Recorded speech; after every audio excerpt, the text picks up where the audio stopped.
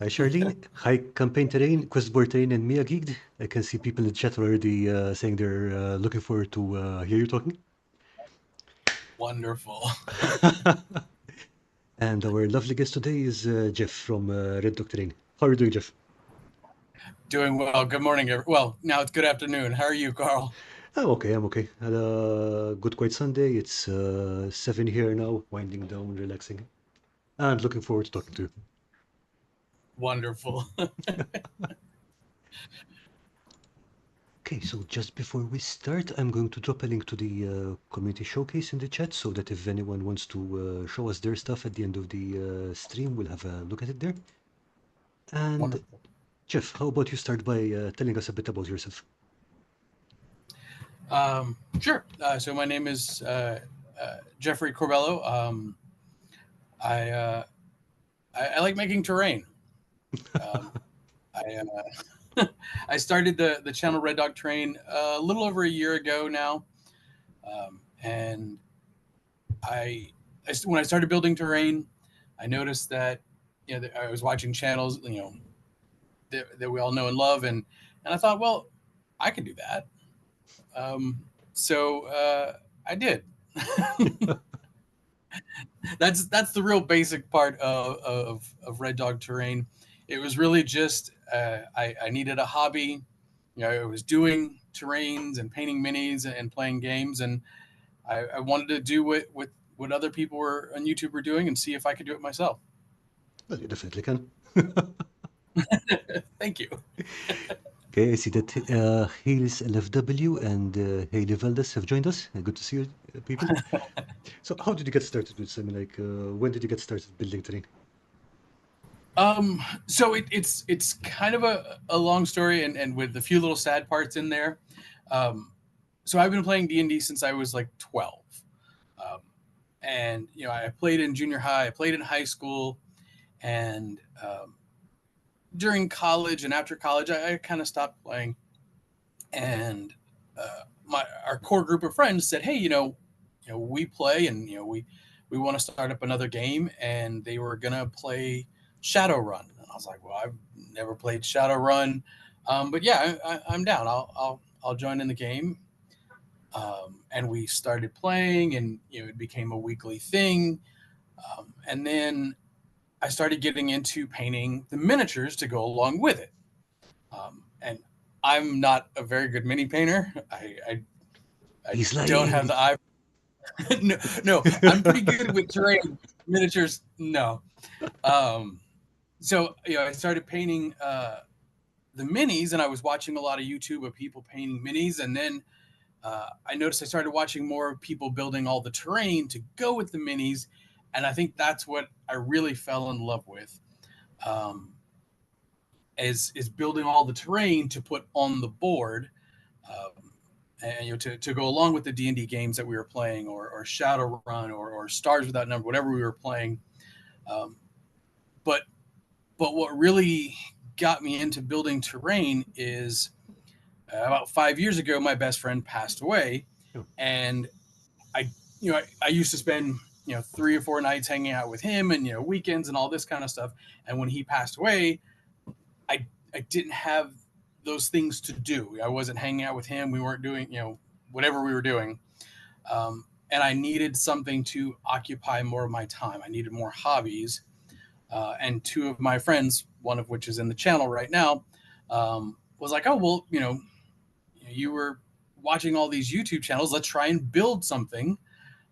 So they came over, and we had cardboard, and we had a little bit of foam and lots of glue and lots of mistakes, and we started building stuff. And I think that night, besides painting, I built my first little house, and after that, I just kept going with it. I really started enjoying it. I was watching more and more channels. I was interacting more with people, and I I started getting I, I I started enjoying it a lot more, and getting kind of good at it. And then I was so when I was doing it, I was in our living room, and I had a folding table that was a foot and a half by a foot and a half wide, and all the stuff was laid out on the sofa, and it was a mess. I'm sure my wife loved it. Um, and I, she was trying to do her thing, and eventually I moved everything out here into the shed, and built a workbench, and got more tools and got set up. Um, and then, like I said, about a year ago, I said, "Well, man, I'm watching all these people that are building on YouTube. Um, let's see if I can do that." And I'd never done video editing before. I'd never done voiceovers, anything like that. So I kind of taught myself, and taught myself through YouTube and Google how to use Lightworks and edit video. And Yeah, I mean, with the amount of resources that are available, it's man, I like don't know and how isn't a good excuse anymore. yeah, like there's no way I could do this my YouTube channel if it wasn't for other YouTube channels saying, "Hey, this is how with the video editing, this is how you blend or how you change the sound or voiceover." It would be impossible for me to do this without it. Yep, I mean, same. I mean, I'm self-taught as well, so pretty just clutching everything together. Indeed. So, but yeah, and then like I said, I've been at it for a year and 2 months, a year and 3 months now, and I'm really enjoying it. This is I come out to the shed, and I'll just spend hours out here, cutting little bricks and gluing things together, and you know rolling foam with pieces of aluminum foil, and it sounds silly, but it's what I really enjoy doing. No, I get you because even I find it extremely relaxing. Even I complain a lot about laying tiny foam bricks, but it's so relaxing. Mm-hmm. It is. Yep. And I'll sit up here, and I'll have my computer running, and I'm listening to my music or my podcast, or I'm watching channels, and you know and yeah, this is how I relax after work. It's how I relax on the weekends. So, do you find it's different at building something for a video versus building something before you started doing YouTube? A lot. um, and I'm sure you know this too. You know, um, when I was just building, you know, nothing else mattered. I was just focused in on this piece of terrain, this foam, this popsicle stick, or whatever I was doing. But when I'm building stuff to be on the channel, I'm always worried about, hey, I need to make sure that I'm filming this part. This is kind of an important piece, or making sure that sure I'm filming, but can you actually see what I'm doing?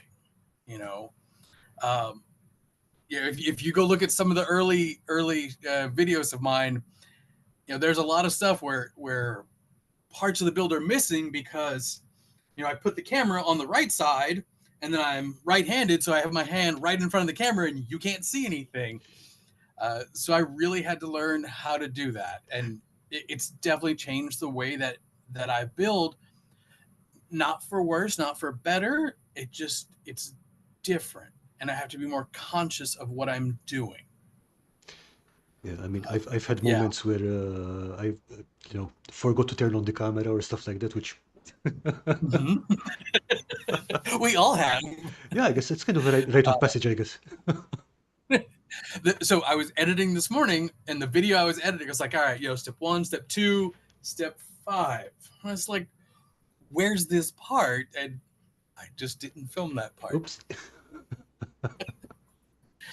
Like, well, I just have to tell people, hey, just imagine me doing this.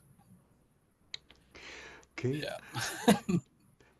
And how do you pick your next build, basically? Are you like, okay, I want this thing for my game, or it's like, oh, I think this might be interesting, let me try and do that. All of that. So, our regular DM, sometimes he'll come to me and say, hey, I want to do this scene. Can you build something similar? Can you build part of it. And I go, absolutely, and I'll spend time doing that. Other times I'm watching YouTube channels like, man, that looks really neat.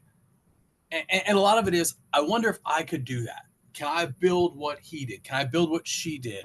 Or at least something similar to it. Or, I'll get inspired by a video game or a movie I'm watching. I've got a whiteboard over here and it's just got a list of things to build, and if I don't have anything in particular that I got inspired by or I want to do, I'm just like, okay, well, what's next on the board? Yeah, I tried to do that once, but I ended up running out of board. Yeah, I understand. There's a lot of stuff that's been up there for a long time on that board, Yeah, but and I don't know if it's ever going to get washed off. yeah, I mean, it's That's there. okay. Eventually. So let's see. Campaigner is saying we've all been there, hand in the way, head in the way, out of frame and more. Yeah, true story. Uh-huh. Yep. And then like, on the same idea is lighting. I've got the overhead light, and then I've got two lights here, and I have to worry about, am I putting shadows on top of what I want people to see? Or if I go to my little spray booth back here, Hmm. I've got to disconnect this light and hang it up there so that people can actually see it better. And it's a lot of mental prep. Hey, you're going to do this step next. Make sure that you got it set up correctly. Yeah, I mean, lighting is practically a subject on its own in its own right. It's only recently that I've started paying more attention to that. Yeah. And And go ahead. no, go ahead, go ahead.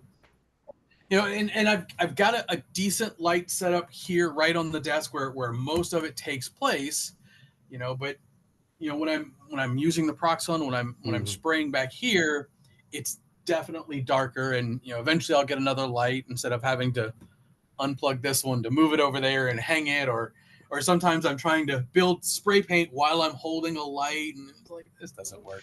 Oh, that's uncomfortable. That sounds terribly uncomfortable. Yeah, I mean, all I can say Yeah. is thank heavens for LED lights, because if I had to do this with filament lights, it would be an oven in here. Oh yeah. And, Absolutely. and yeah, as we were talking about lighting, I'm just testing out my ghetto reflector here, which is literally just a sheet of aluminum foil hanging off a tripod. Hey, whatever works. It works, it works. So, Yeah. going on to what games are you playing right now? You mentioned D&D. I don't know if Shadowrun is still running. So right now, we have a D&D campaign that we've been playing for about 2 years, and then another friend of mine uh, wanted to play Spelljammer, so we play Spelljammer every Sunday.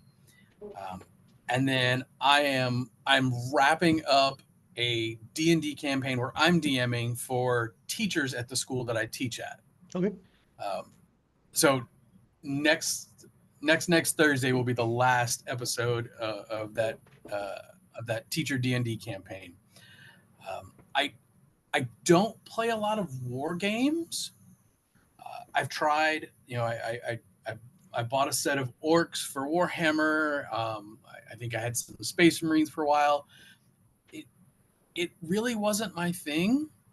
I love building the terrain for it. And in fact, I will go down to like one of our local game stores and I'll chat with some of the guys playing, saying, hey, I'm not interested in playing the game, but what kind of terrain would be neat for you guys to have on your game? And I will just make it and bring it to you. Oh, that's I, nice. yeah.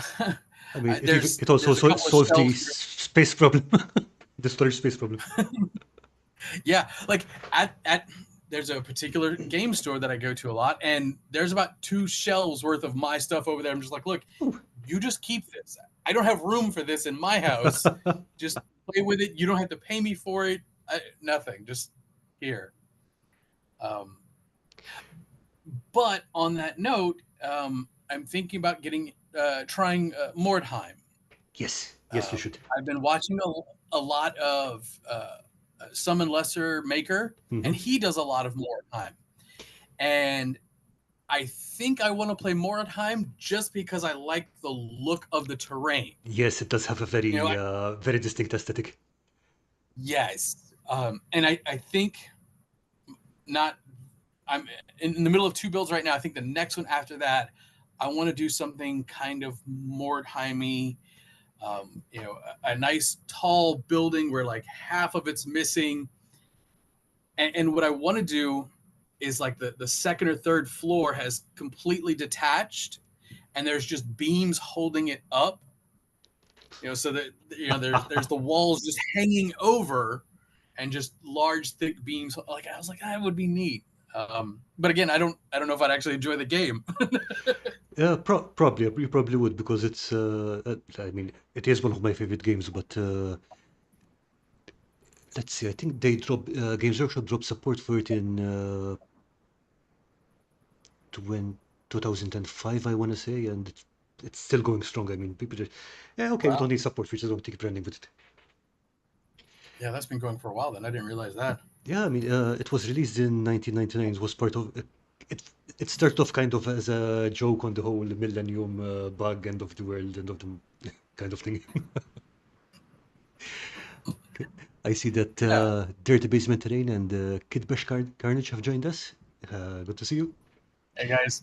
And yes, Dirty Basement Terrain is saying watch Devs and Dice as well for more time content. That's also Yes. a great more time channel. Yep. Yep. I like Devs and Dice. He's quite entertaining. I've laughed several times at his little intros and his little dramas that he has going on at the beginning of his videos. Yeah, and he's also a really nice guy. We've had him on the channel once before. He's so much fun to talk to. Yeah. But yeah, Yeah. He seems like a good guy. speaking of more time, one of the good things about the terrain in the game is that you can literally forget physics, forget logic. Uh, Yeah. literally, Thomas Pernian, who designed the original game, was like, "Look, it's a magical city in a magical world which has been hit by a magical comet. Don't worry about it. Just build whatever you like." That sounds great. Yeah. It sounds like I don't have to worry too much about whether, yeah, that would work. That would stay up like that. Sure. Whatever.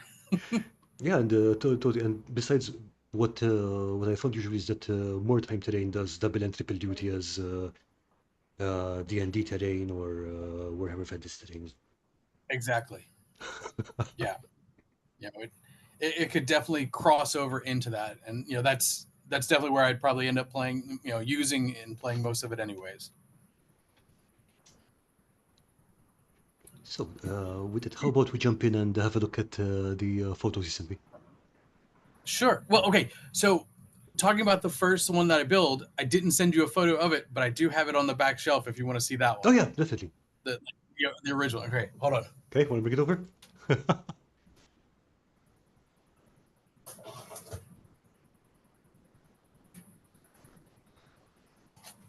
So this this is the first piece that I ever built.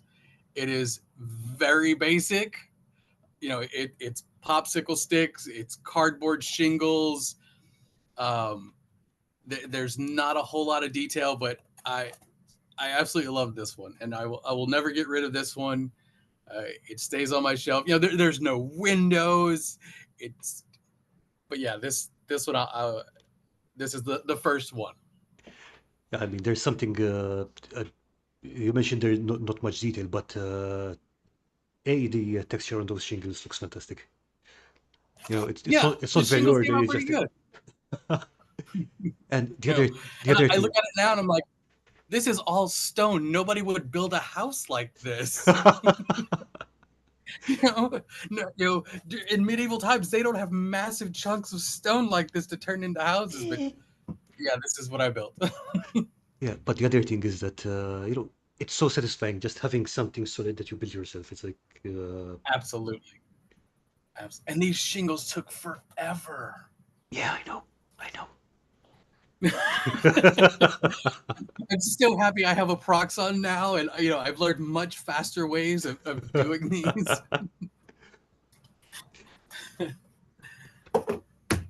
So, all right, let's take a look at these things that I've built. So one sec. Let's see. Dirty Basement Terrania is bringing in reality will void the warranty. Yeah, And Kitbash Carnage is saying best thing about making is bringing your ideas to life, giving it character, a soul, having fun seeing your creation realities. Gives yeah, exactly, exactly what we were saying. yeah, yep. All right, so the Okay. first one that I think you're going to show, Whoop. um, right? So this is something. So the in the front, and I've got it here with me. This is uh, a ceramic cottage that my mom had, and when I started playing D&D and stuff and making terrain, she said, "Oh, well, I have this. Do you want it? You could use it for your game." And I was like, "Oh, Oh, that's really nice." I said, but the scale is completely wrong. You know, if the miniatures, it's completely wrong. But I said, "Mom, what if I take this and try and build a replica that would be to size, of my own?"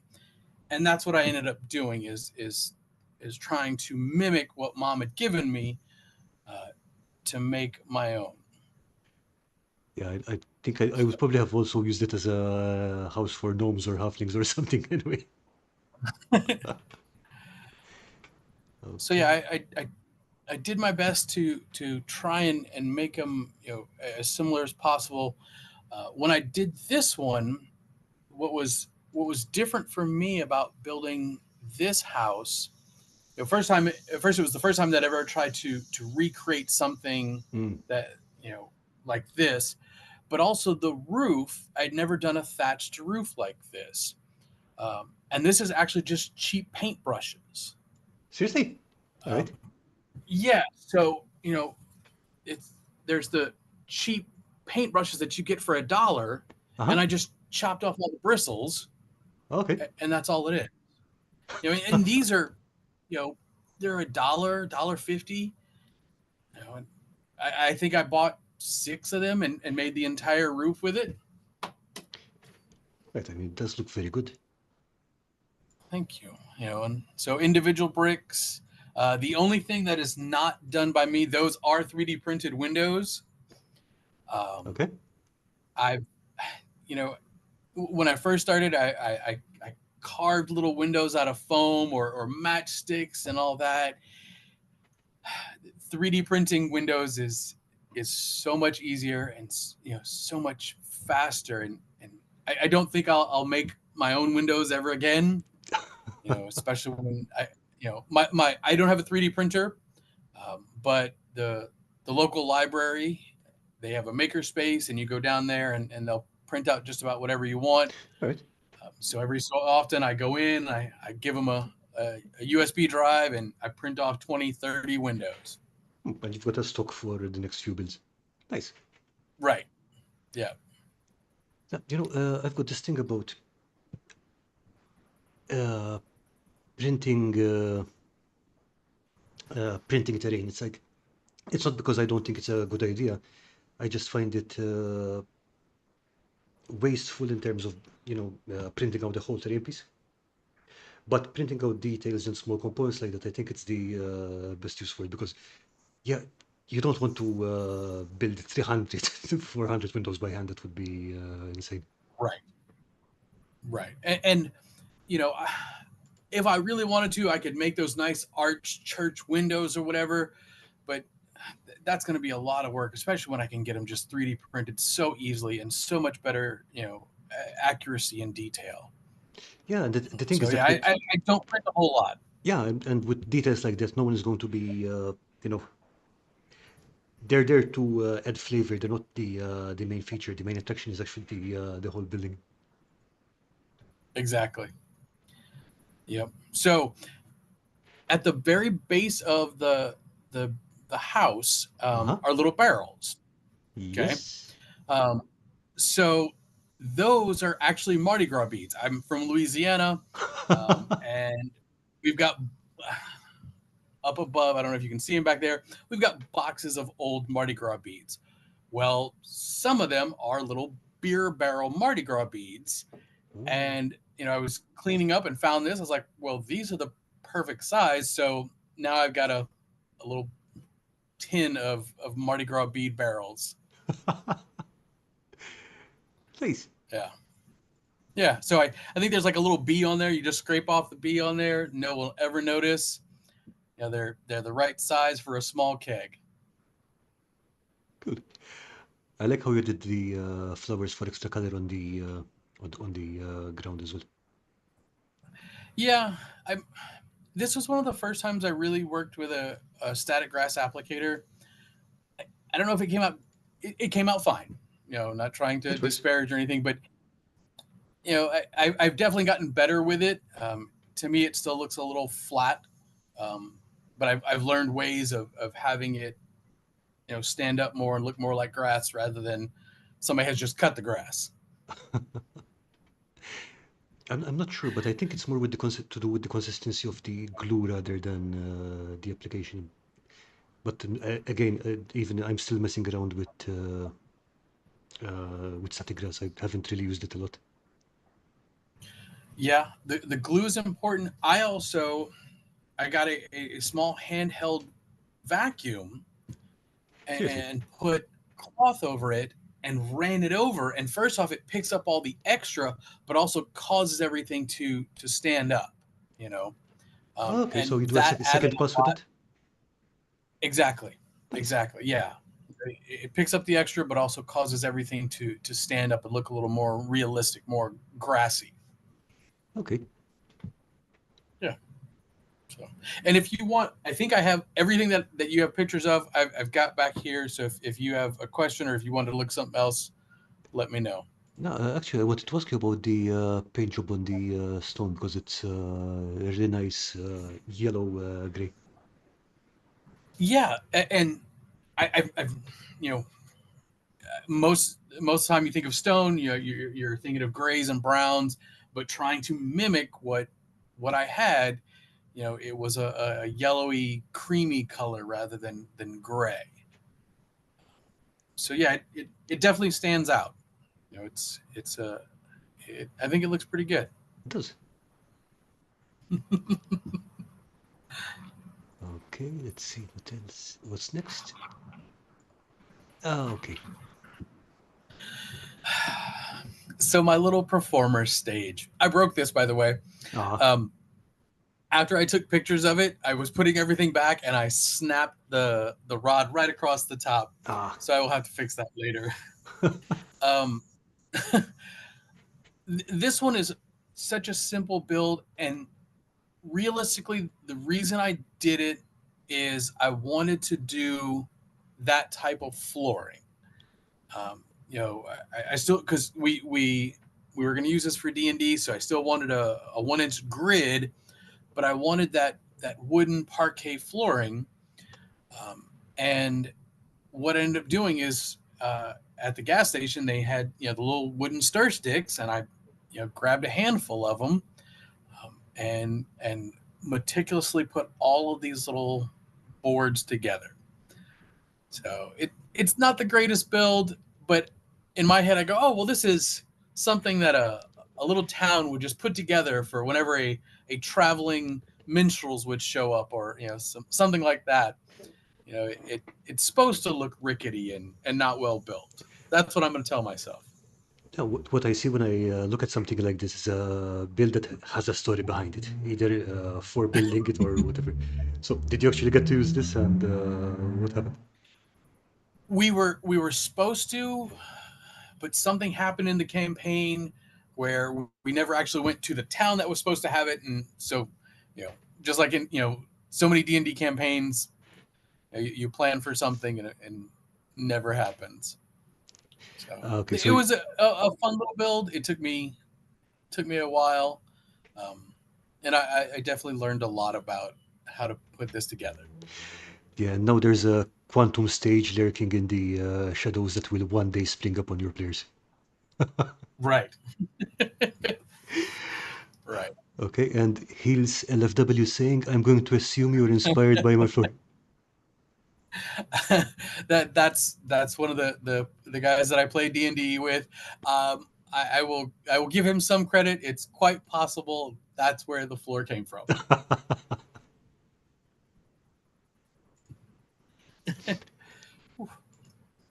So yeah. Okay, let's see. Hey, where does one? Oh, there we go. Oh, this one. Okay, I really like this one. Another friend of mine, she was running her own D&D campaign, and she was going to have a. It was the big kind of finale for that arc was supposed to be in the jungle, and she said, could you build a, a pool?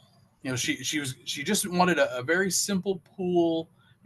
Probably a resin pour is what she was thinking. Um, and that would be it. I said, sure, that's no problem. I said, can I try something else? I said, if that doesn't work, I'll still make whatever you want. So I took this, and the skull is just a cheap Halloween skull that I got, and then underneath the skull, that's the pump for an aquarium, and Seriously.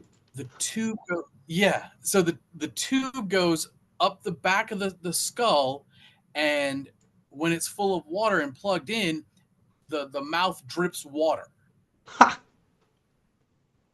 Ah, okay. So um, so this thing on the left is yes, the water. All right. yeah, okay, I'm gonna go.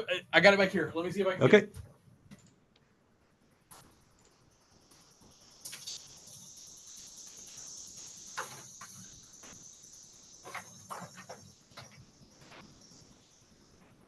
So this is it here, and at the back is the plug for the aquarium pump. And when it's full of water, make sure I do this right, the water drips out of the mouth into this pool, and it's a slow little drip, but it works. Cool. So, Yep. Helionics, I'm not sure if I pronounced it right, saying that this is one of my favorites. Yeah, I like this one too. And Chris Bertini um, is saying functional. Wow. yeah, it's a slow little drip, and I learned a lot about resin, because the bottom is a little bit of resin just to seal stuff. But yeah, it works. There's just a slow little drip coming out of the bottom of the mouth. Um, I had to at first. Let me make sure this is on camera. At first, it was a low pool, and then I found out that it had to have a certain amount of water to Aha, reach the okay. top of the pump. So I kept having to build it up higher and higher. But yeah, I that's think I that's my think that worked little out great. skull pool. Yeah, this is one of those that I was definitely proud of. I really like the way that all the moss came together. Um, yeah, this one's kind of neat. Oh, very neat.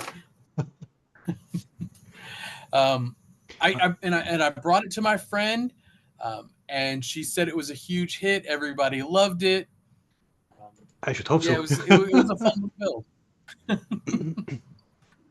Yeah, I had fun with that one again, and I'm sure everybody's going to say something similar to this, but I if I build something and it doesn't work or it's not my favorite, if I've learned something, Hmm. um, that makes it worth it to me. I learned a whole lot about this. Was one of the first times I had really done any kind of resin at all. I learned a little bit about electronics, and I learned about how aquarium pumps work, and that's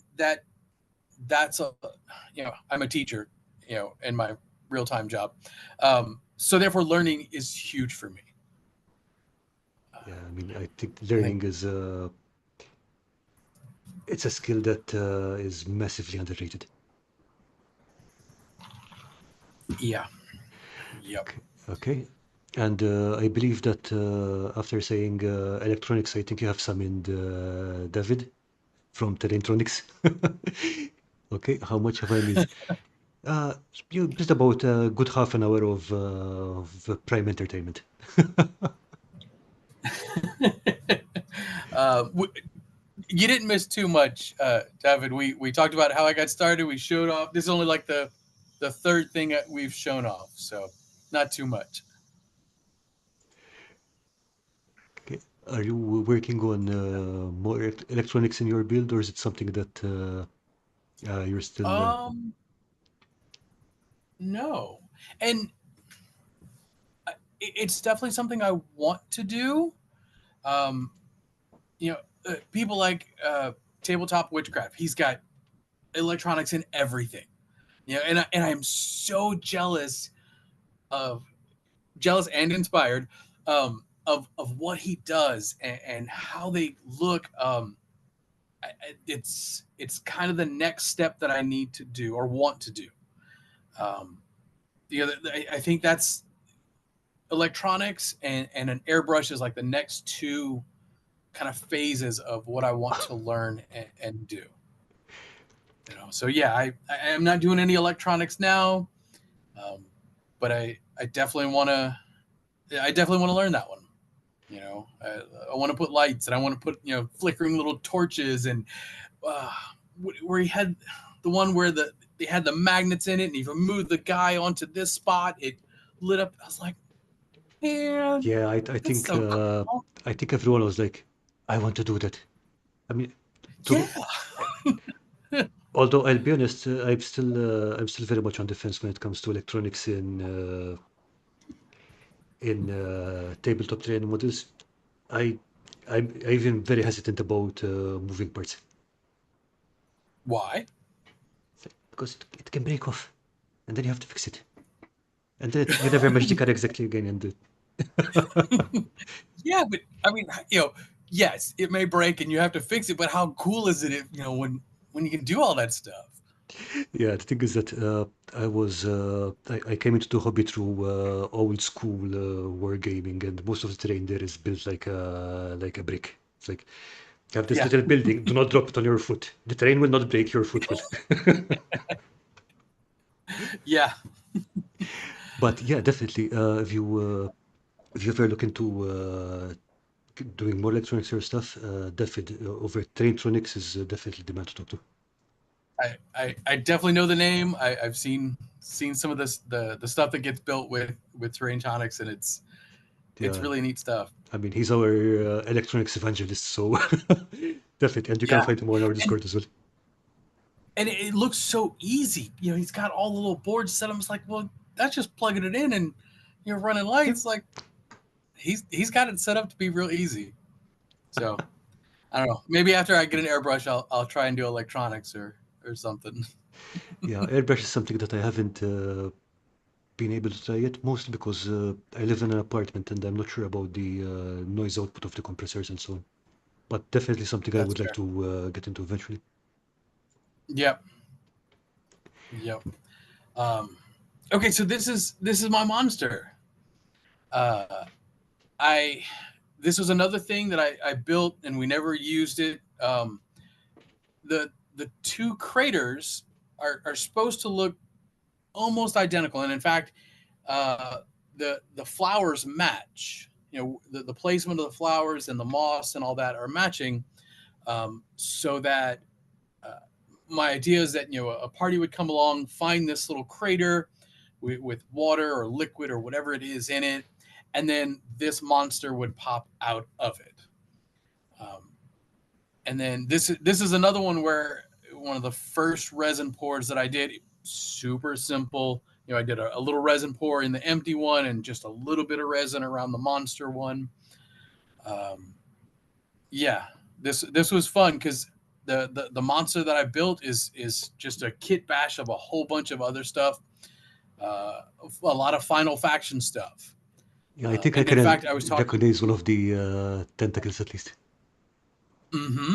I was talking to Dirty Basement, and we were talking about tentacles, and he had the snake from Kung Fu Panda, and I said, "Oh well, I use that snake as a tentacle, and a couple of those tentacles are just the back half of the snake." Okay. And then the other parts are final faction stuff, and then I think the mouth part is actually two final faction pieces, two different ones that I cut together and just squished together and glued in. So, Cool. yeah, And yeah, tentacles are a subject that comes up very often on the Discord. indeed. And then I tried to. So when I was building it, I was going to make two, Like because I two was monsters? two monsters, Okay. and I started on the second monster, and let's see if I can. And Hang on. it looked so goofy Okay, and bring it up ridiculous. So to your. Okay. Yeah, it it does look looks goofy. so goofy and silly. I was like, I am not putting this in there. It looks like a really bad version of the crocodile that ate Captain Hook. It It's like it reminds me of one of the creatures from the labyrinth. Creature from the Labyrinth. Which one? I have no idea. I haven't watched it in a very long time, but it's something about the Oh, eyes and stuff. yeah, he's real goofy. So it looks like So a I massive did fun. make, I mean, it looks like a lot of but fun. yeah, You could have him like a channel mascot or something. Yeah, second channel so mascot he because you already have ends one. up here. Yeah, but yeah, this was a fun little build I did. And then my friend, actually, I think he's in the channel. He might still be in the channel. He made all the stats for it for me. Okay. So on the YouTube channel, there's a stat block for this monster, and all its abilities and stats and HP and everything. Whew. It's hot, Karl. Yeah. And it's only going to get hotter. Yeah, Campaign Terrain says that looks like a lot of the old school D&D artwork. Yep, and that's a I big appreciate compliment. that. Thank you very much.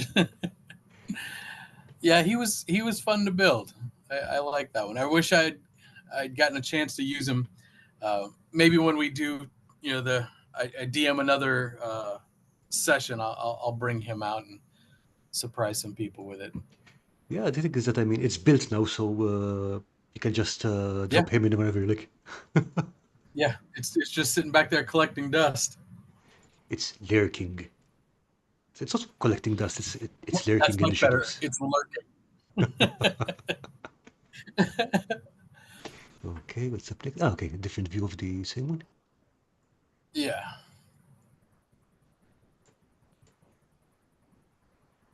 I tried wet. I told you right at the beginning, I'm not the best mini painter. I tried some wet blending and all this. I think I do a decent job of it. Um, but yeah, I definitely pushed myself with what I could do as far as painting miniatures and blending and things like that. No, I think this looks good. I'm definitely it's not something I would want to run into.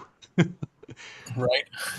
But yeah, I mean, speaking of wet blending, because I think you're in the same kind of climate I'm in. With wet blending, there are days you can do wet blending, there are days you cannot do wet blending. Days like today, you cannot do wet blending. Nope. No, not at all. Um, so for those who don't know, I live in southern Louisiana, and I do almost everything in my shed. There is no air conditioning in here. There's one box fan right here, um, and the temperatures in the shed can get to 100 degrees, and that doesn't include the humidity. So yeah, there are definitely times where, I'll go to paint something, and by the time I finish the stroke, it's dry. um, Oh, which is definitely a plus. There's times where I can just, I'll paint a whole thing, spray paint or whatever, and I'll just put it yeah, outside for 10 minutes. and this done. Yeah. It's done. And I can keep on working, but it also means that other things are more difficult. Washes dry so fast. There's been a couple times where I put a wash on something and I was like, okay, well, you can see the edges of it. And I was like, oh, I'll fix that with the next one. And no, I won't because it's already dry. Okay, we appear to have said tentacles 3 times because Dungeon Matron has joined the chat. Hi, Dungeon Matron. Good afternoon, matron. I mean, and there's another thing about painting minis because I mean, this looks awesome for a tabletop game. You put it on the table, people are going to be like, "Whoa, okay, wait, hang on." But I mean, it doesn't have to be a competition standard paint job. I mean, it looks good. People are going to see it from a tabletop distance. And I mean, Right. like you said, you're still going to learn something from painting it, and you're still going to hopefully have enjoyed the time you spent painting it. Indeed. I'm not trying to win a golden demon or anything like that. And when I do paint minis, I'm like, okay, I'll put like 4 or 5 different colors on there, a dry brush and a wash, and that's it. I want to I want to build these, and I want to play with them. You know, I want to put them on a table and people interact with them, and I want people to go inside the buildings and climb on them and do all that. So I would rather do a bit of a rush job on a mini, knowing that we get to play with it sooner. Okay. Oh, we have a good question from Cross. From not a question, but a statement from Campaign Terrain. Heat like that can also destroy anything hot glued. Okay, so speaking of the the current thing that I'm working on, Uh-huh.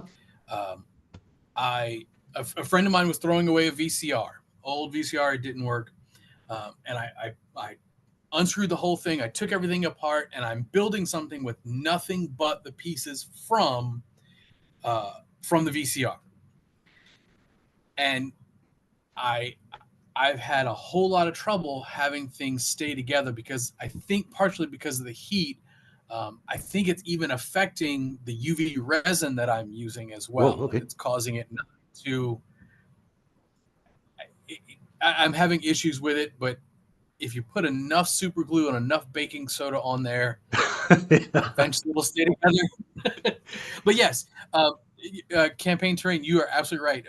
Hot glue, uh, yeah, the heat can really affect some stuff. Yeah, I'm I thinking know I've had a few especially. things I've had some stuff that sat on the shelf back there, and it was fine when I put it up there. When I move it, a month or two later, it's like, man, this is not attached. This is broken. I'm gonna Oh, have all to right. fix it. So Yeah, I yeah, mean, so I do a lot of super glue and baking soda for that reason. yeah, I'm thinking if you've got metal or metal components, for example, it's going to be even worse because both of them heat up really. Yes, yes, indeed. Yep. So I did have to cheat a little bit with my little VCR build and put 1 or 2 screws in there just to hold everything together. Okay, Earthman Brick says, I can totally relate. I had a friend who was made entirely of hot glue, but one day he flew into the sun and melted. Hi, Steve. Good Oh to see you. no. Oh, that sucks. Okay, and here's LFW saying, so air conditioner or airbrush? What is the next on the wish list? Um, uh, airbrush would be a lot cheaper, probably. Because, and my wife will tell you, I've wanted to put in an AC unit, but I think I have to upgrade the electrical in here because Ooh, I've the the circuit that the shed is on is also partially on the same as half of the kitchen, and I've knocked out the electrical to the microwave a couple of times. So I can only run so many things at once. Uh, but yeah, I think probably an airbrush next, and then the AC unit. yeah, it's like eat or craft, eat or craft. Definitely eat. Definitely eat. Yeah, and I've gotten used to the heat. I've been living in Louisiana now for 30 years, something like that. 25 years now. So I've gotten used to it. Yeah, basement. You're right. You just stay there, man. It's nice and cool down there. Yeah, I guess we'll have to just go over to Lawrence's basement and craft in there. Lawrence, is that an invite? We can come over. I'm going to assume it is. So, but yeah, I've kind of gotten used to the heat. I'll be out here for several hours. I got other hobbies that keep me out in the sun. Um, so yeah, I've kind of gotten used to the heat. All right. So what's the next thing that I sent you pictures of? I have no idea, but we're going to find out in a second. Dun-dun-dun-dun. Okay. Oh, different. Man, that looks More really of a gnarly. monster. Yeah, yeah, he was fun.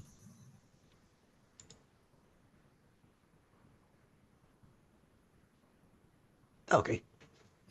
Oh, my kite house. Okay. Um, Man, I don't remember who it was, but I was watching a YouTube channel and they were talking about how so many buildings, especially for D&D, are just squares and rectangles. Um, and they're like, well, you know, this is a fantasy realm. There's dragons and magic and stuff. Why is everything squares and rectangles? And that YouTuber built buildings that I think was an octagon or had some odd shapes. I was like, well, that's a really good point. They don't all have to be squares and rectangles. So I built one that was kite shaped. Um, it's not like as far as the building goes, it's fairly simple. It's half brick and it's got some shingles and stuff. There's a little area on top. Um, I think what I learned the most about this is being precise with cuts and angles. Um, I made a couple of templates for the shape of the building that I wanted, and getting the using a sharp knife to cut foam and to be precise with was probably what I learned the most from this little build. I like the idea, especially. So yeah, Uh, it's a little odd shaped building. yeah. And the story that I went along with it was that it was a toy maker's house. So the idea, a toy maker would of course have some kind, a kooky old man toy maker would of course have some kite shaped odd house. Um, so I thought it was appropriate. I'm thinking about it because we've got a lot of old townhouses around here, and they're mostly rectangular when you look at them. But if you look at the walls, the plan, it's very rarely 90-degree angles, just because Mm-hmm. they adapted to plots of land or built almost randomly with random additions. So yeah, that's a very good point about not making, just rectangle building one, rectangle building two, rectangle building three. Yeah, yeah. Let's have fun with this. Oh yeah, absolutely. All right, I'm gonna be right back. I'm gonna close the door. Okay, no problem. In the meantime, David, the crafting challenge is next Sunday, which Sunday 30th. And yeah, also looking forward to that. There's going to be there are already a few good entries in there. Okay, you've already put Yep. your pictures in there, right, Jeff? I put my one in there. Yes, sir. Ah, but you should put in a few more because this one would definitely fit. But I don't. So I built this one so long ago. I don't think it should be in because Do it, Jeff. it's Do from it. quite a long time ago. It's awesome. All right, fine. So I built this one before I started the channel. Hmm. Um, it is, obviously it's just a plastic turtle that I bought at Michael's or wherever, and an old fisherman has just built a shack on top of this, and this is where he lives. I I love this little guy. Whenever people see it, they it People light up when they see this little thing. It's dirty. It's got moss and vines and It's stuff. awesome. And I had a little mini of a. He kind of looked like Gordon's fisherman, you know. And he sat out there, and that was his little shack on top of his turtle as they, swam across the bay fishing. And it's a really simple build. It's all foam. There's not a whole lot of anything really extravagant or even difficult with this, but it looks neat on top of that little turtle. No, but that's the thing about it. I mean, like, it doesn't have to be super complex, but when you look at this, a story starts playing in your head. Oh yeah, yep, yeah. And I wish I would have put this one. Like I said, I built this well before the channel. Um, I I would have liked to have done this on the channel because whenever I put a video out, I always tell a little story with it. Usually it's 30 seconds, maybe a minute long. Hmm. But yeah, this one, there could be, a whole thing about this. I could whip up a 5-6 minute story about this old man and his favorite turtle and catching the big one. Okay. I just saw. Yeah, I just saw the comment. Yeah, Heels LFW. My head canon is that it's Baba Yaga's cousins. Hagrid.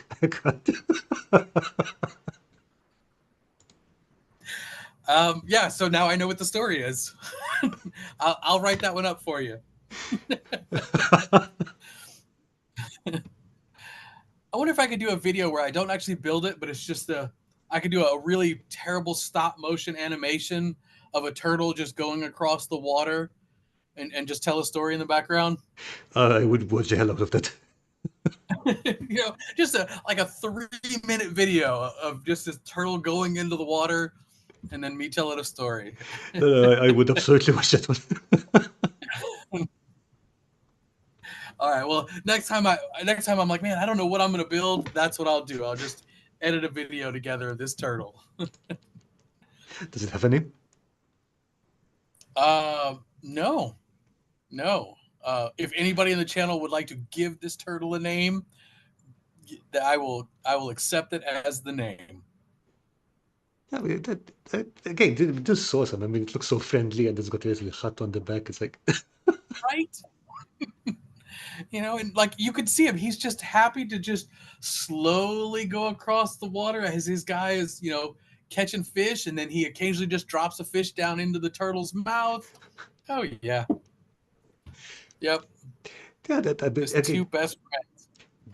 this is just the kind of thing I love about crafting and trade making because you look at this, like, again, the stories going off in your head. This is just, it doesn't have to be a Definitely. super elaborate, but this is amazing. I love this. Yeah.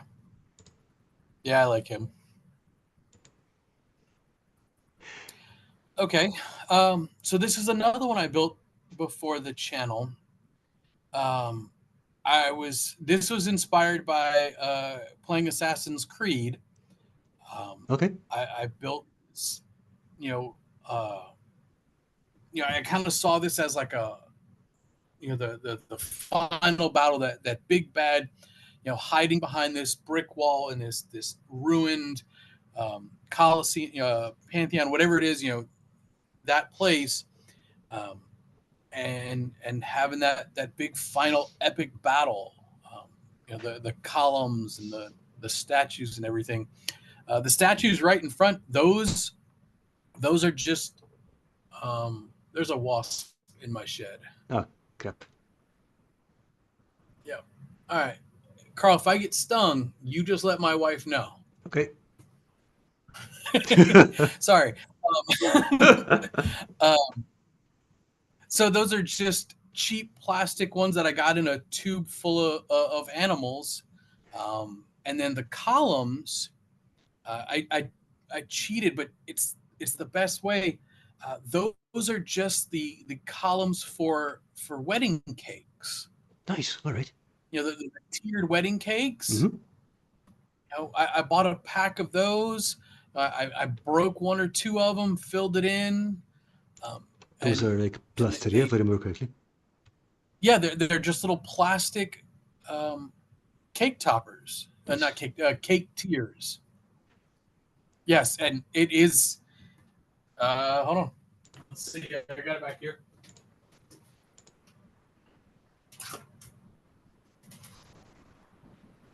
So Oh, nice. yeah, let's see if I can pull out a little bit. And then these pieces are not attached, but you can see. Yeah, you've got a good size arena in there. Right, right, and that was what I want. I wanted that space where you could have that big epic battle in the middle, and then the columns. I've got the pieces for it, and my thought was that when you started, you know, uh, the Oh, big okay. bad would shoot a lightning bolt or whatever, and it all comes tumbling down and causes damage to an enemy or a player or something like that. So yeah, that's that one. Nice. That wasp is still in here. So yeah. Do you need to get something to get rid of the wasp or something? No, I'll just live, hopefully. No, it's fine. I get wasps in here every so often. They usually just stay up there. It'll be fine. Is this the first time one of your live streams has had a wild animal or wild insect appear and cause the live stream to stop? Yes. Yes. Great, great. Ah, Glad I could be it's a a first. first. Okay, in the meantime, let's see. We've got Earthman Brick is saying, looks like the site from Indiana Jones with the Ark of the Covenant. Yeah, I guess. Yeah, I can see that. And Definitely. we're having some suggestions about the turtle's name. Suggestions about what? The turtle's the Oh, name for the the turtle. name of the turtle? Yep, we've got Sheldon from Okay, Dungeon Matron. Sheldon. Heelson Yeah. FW says Roberto. Quizbert Rain says Buck.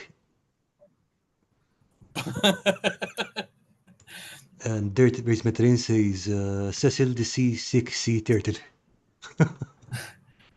Carl, can you put up a poll? I have no idea how to do that. That's okay. Never mind. But I mean, we can do it Here, in. I'm like, how? Yeah, If you want to, we can do it in Discord later, so anyone can pitch in their suggestions. perfect. Of course, I'm just asking you to just do all these things for me, right? Yeah, Dungeon Mate is saying the wasp wants to play on your terrain. I can kind No. of understand that. Oh, maybe I could build a. I wonder if I could. Well, I did build. I did build a. It's not here because we're using it in our current D&D campaign, and I didn't put it on the channel. But we were fighting. We were going to an inn that had this very large stable, and our friend had found pictures of the DM had found pictures of a cross between a bear and a bee. So it's like a bumble bear or whatever. And they had infested the entire stable. And he was talking about how at the entrance to the stable there was a hole that they were all going into, but it was all crusted over with wax and honey and stuff like that. And I was like, wow, that sounds super cool. So that week, hanging out in the shed, I was like, well, I'm going to build that. So I built the front of the stable with this hole, and it was all hot glue. So it was super easy. I'd made a square of cardboard with a hole in it, and then just streaked hot glue through it. And it's just goopy and gross and yellow. And I used a bunch of yellow contrast paints and stuff. And we plopped it on the table, and it was like, well, I wasn't expecting that. That's not what I imagined, but that's really gross. So yeah, it was this hole that all the bees were going into, and these bumblebee or bumble bears we're in, and so, but that's not on the channel, so All right. you won't be able to see that one. Okay. We have one from the David Rush here saying, "I'd want to make the taller pillars come apart in the middle after you introduce the scene. Magnets? Yeah, I mean that would be a pretty good use for magnets, I guess." Actually, so I wasn't using magnets at the time, but it's one of those things that I want to go back and do for this piece is put magnets in each of those so that I can pull it all apart and it all looks, correct and maybe just a little cracked, but I could pull it apart.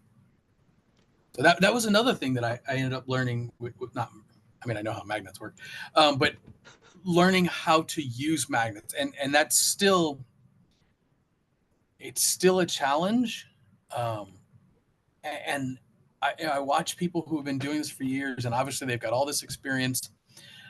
Again, people like Tabletop Witchcraft. He's so good with his magnets, and he's got magnets and everything. Oh, and Uh, RFD Hobbies. yes, He's and got RP Archive as well. Yeah. magnets everywhere.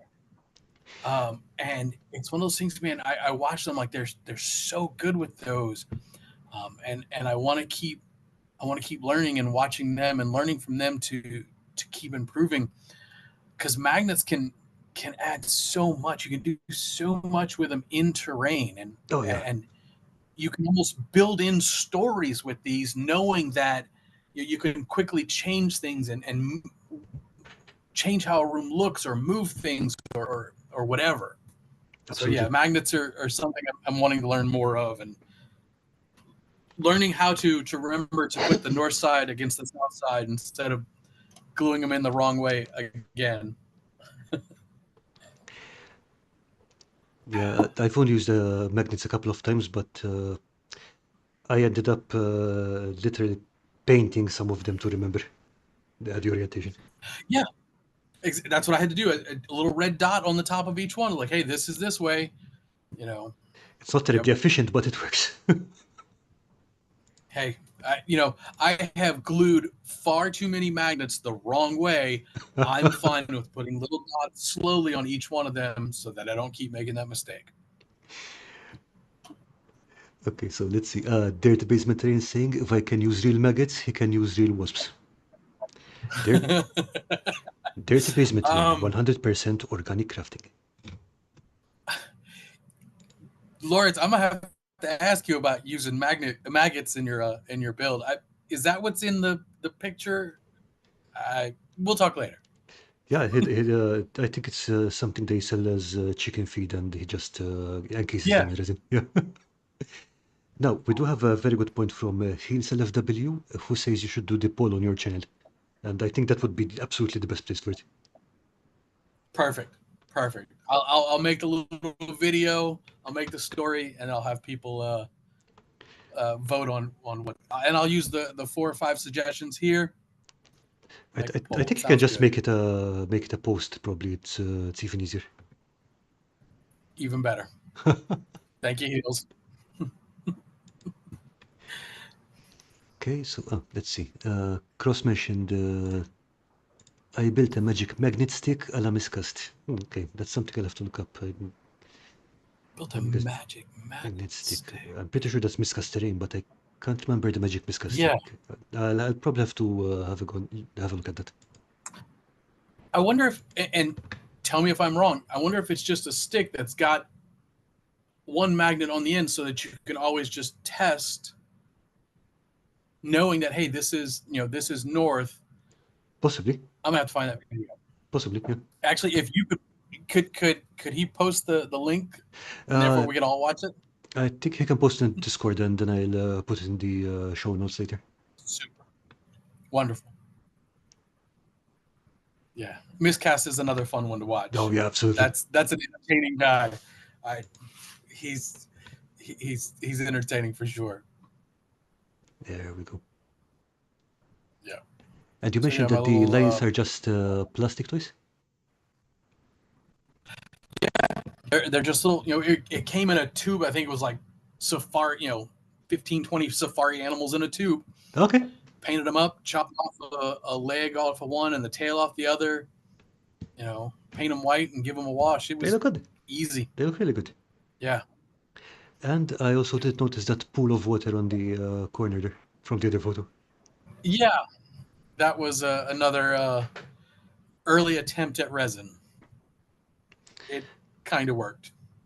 No, definitely, What definitely I works. did learn about that one though is, I put all my tufts in there, and then I put the resin, and the resin drastically changed the color of the tufts, which Ah, in yeah. some cases is fine. But I've also learned, if you put the tufts in and then the resin, and then just put tufts on top so you can still see them sticking out, that can also make a nice effect. Okay. Yeah, Yep. I know that you've been a lot more adventurous with resin in your more recent one, but we'll get to that. Fair enough. Yeah, this is lovely. Yeah. Yeah, I'm pretty proud of that one. I like that one. Okay, now let's see a terrifying baby head. I'm sure Lawrence is going to love this one. So, I don't know, is it creepy this one enough, I Lawrence? actually, um, I, I had a dream about. I had been reading a lot of. I woke up from a dream with this, and it was this. In the dream, it was this big ceramic head with all the wiring coming out of it. So it was pretty simple, and what I actually did with this one, what made it interesting for me is I made crackle paint. Oh, I how do you do sat that? there and watched. Super easy. All it is you just lay on uh, the cheapest glue you can find, lay it on real thick, and then paint on top of it. And as the glue shrinks, it cracks and takes all the paint with it. Okay. So it's real easy. Um, it there are definitely better ways to do it, and this one turned out pretty good. But yeah, it's not hard. So yeah, this is another one I built before the channel. This weird baby head with wires coming out of it.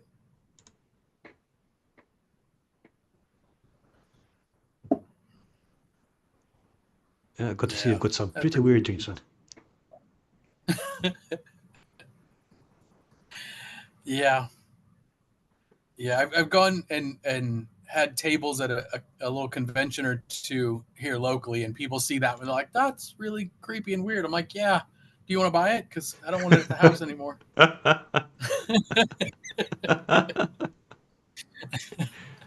I'm guessing everyone has said no so far, yeah?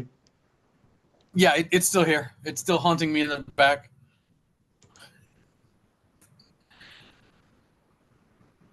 Okay, and now for something completely different. Right? Um, just a Oh, I know why this one came up. Um, this is the first thing that I built after building my own circle jig for the Proxon. Um, Aha! Okay. I Have you built one of those yet? A little simple circle jig? I have, yeah. Yeah.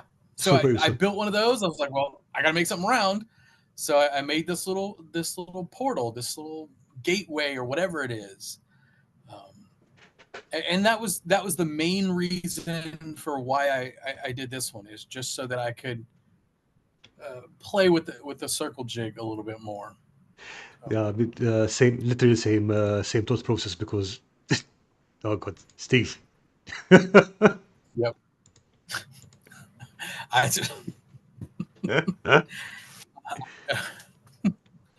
Tentacle Okay. stories, baby. Yeah, I think basically you're playing our kind of bingo. I think you've got pretty Great. much everything. Yeah. I'm glad I could provide.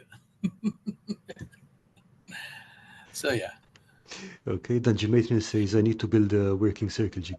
These are just literally a board with a pin in it. yeah, it's really that easy, and a little wooden dowel so that it fits in the channel. Hmm. Yep, Or a it's piece of Le- super easy or a right piece there. of Lego if you're super lazy. Right. Yep. But yeah, that was really a world-changing discovery, finding that the Lego pieces that are one tab wide Mm-hmm. fit exactly into the groove on the proxel and they slide perfectly. Yep. Have Super you seen useful. where people have made a guide using Mm-hmm. all Yeah. Legos? Yeah. Yeah. I don't have any spare Legos to do that with, so. I don't have any spare Legos either. I mean, you have dedicated ones. But yeah, I mean, Yeah. again, and I also love the color on this. Yeah, I tried to go, something more deserty, Mm-hmm. something that had been out, imagine something more Egyptian or something like that. Those colors, that orangey stone. Yeah, Yeah, fairly simple build with a circle. but very good looking one. My two houses. Um, yeah, these are again pretty simple little houses. The only thing that was really interesting about these, the one on the right, the texture between the beams is egg cartons. Uh, Okay. the paper cardboardy egg cartons. That's what Uh, that texture is. is it this one, the one with the purple roof? The light, the tan one. Ah, okay, sorry. Yeah. And then Okay, that one is actually using that's grout, and actually doing it like stucco. Um, okay. just wanting to try those different effects and see what I liked. Um, yeah, Nice. fairly simple. I On the one on the right, I really like that purple roof, that real tall purple roof. Yeah, I like It stands out. the shape and the way it curves. Yeah, again, this is we're playing in a fantasy realm. Why not make some ridiculous shaped roof that no one in real life would ever build? You know. Yeah, I can totally go for it. Yeah. So I think eventually, if I build enough little houses, I'll be able to have my own little town. Oh yeah, Ah, that's a nice little detail down there. yeah. So yeah, that was easy because it was just the whole thing is there's a little bit of foam behind it, and Hmm. putting those that the egg cartons on the front. The texture's already there. It's so easy. So basically, it's a whole sheet of a carton on top of the foam, and then On top of the foam. you cut out where you want to do Yep. the. All right. Yeah. Yep. And just putting the beams on top of it and everything. Yeah. And I mean, I've got enough egg cartons down here saved. I could do 2 or 3 more of these if I really need to. It's okay. So do you get the same thing where people go, "Oh, you build this stuff. Here's all," and I greatly appreciate these. People go, "Here's all this trash. Here's all these things that It, I don't need. Maybe you could build your stuff with." it's not trash, it's raw materials, but also yes. Raw materials. Okay, that's a much better description of what it is. Yeah, I mean, and Yeah, I've got friends. Go ahead. uh, it depends on the material as well because we have this Chinese restaurant here who uses these really funny shaped containers, Mm-hmm. and they're really good for casting because they're kind of hexagonal, long, and basically it looks like a piece of sci-fi terrain. So you can pour plaster Nice. in them, make parts and so on. Uh-huh. And the first time I saw one of those, it was one of my colleagues who had ordered them for takeout, Uh-huh. and I was like, "Can I have the box when you're ready?" Uh-huh. Yep.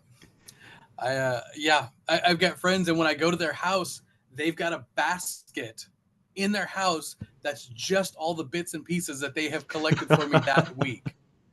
Like and again, I greatly appreciate my friends providing all these raw materials. It's kind of funny the things that I'll find in these baskets and boxes that people give to me. You know? Yep.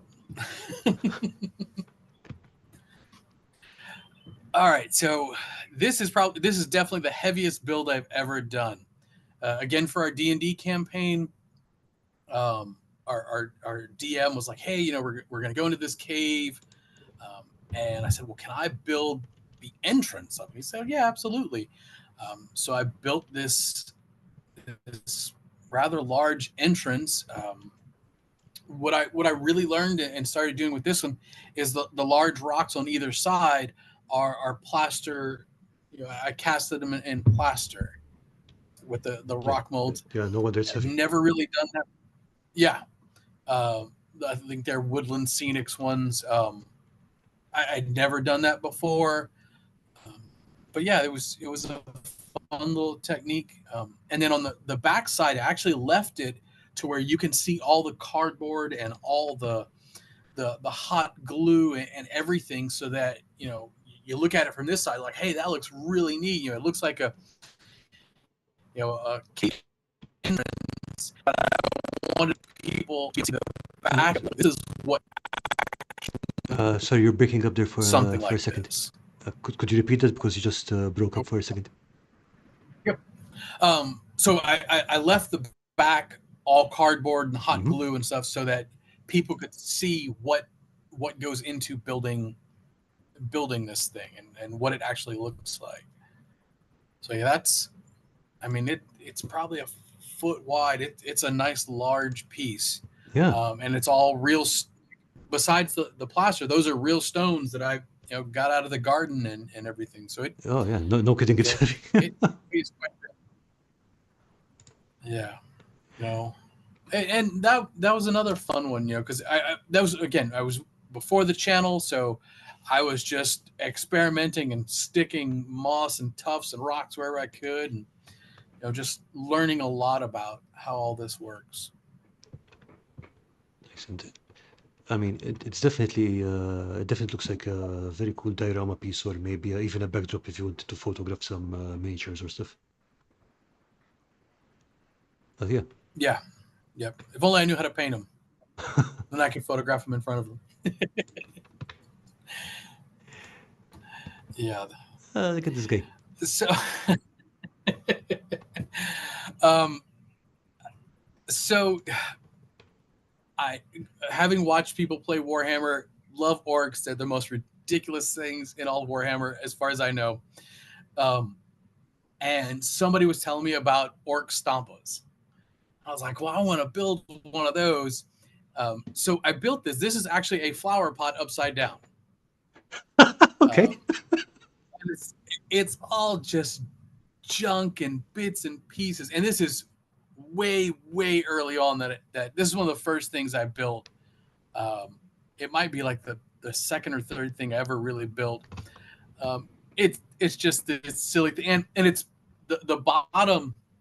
It's a toy car, so it rolls along the ground. No. It's a wait. Do I still have it? Yeah, here he is. Hold on. Okay. So, and this is just a huge kit bash. This is a tape dispenser, and this is a part of a shelf or something, and these are traffic. Oh, that broke. Oops. These are little traffic cones from a some kind of roadwork game set or something. It's Oh, just this is part of a razor for shaving and stuff. So it's silly, it's ridiculous, it's awesome. but yeah, I like this one. Yeah, I mean, I love all the detail on the back. There's so much stuff going on. Yeah. So Nice. I guess I'll have to fix that later. So yeah, a silly big orc stompa. It's so much fun. Yeah, definitely a fun build. Yeah.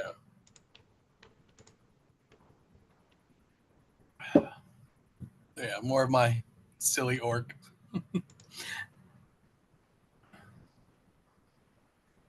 Okay, I think this was one of the World of Warcraft gates. Yeah? Yeah. So my wife is a huge Warcraft fan. She streams on Twitch every Sunday. She's she's in that community, and she was flying around, and I was like, "Wow, what is that? What's that thing?" And she's like, "Oh, that's the Tuskars, and that's their village, and these are all, tusks from, I'm guessing, some giant animal that is in Azeroth." And I was like, "Well, let me see if I can build that one." So yeah, I built this little gate for the Tuskar village, and eventually, I would like to try and build the rest of the building, because there's like two or three other buildings that are in the Tuskar Oh, village nice. in Warcraft. Um, and I think eventually I'll try and build the whole thing. That way you could have a little village of walrus people. And then you'll have to paint the miniatures. And, and then I have to make the miniatures, yes. Yep. So this was a foam build, if I remember correctly. Yeah, and that's the floral wreaths.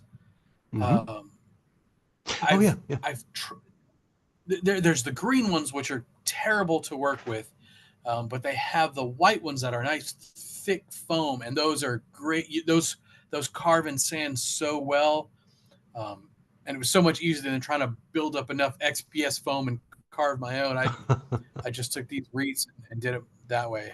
It was much easier. How do you get that So, bony kind of texture on the tusks? um, actually, when I cut it, that's the texture that it is. Like, Oh, because alright. the wreath has got like a, I'm sure there's some kind of plastic or chemical on top of it, so it looks more smooth. But once you cut it inside, it's all bubbly like that.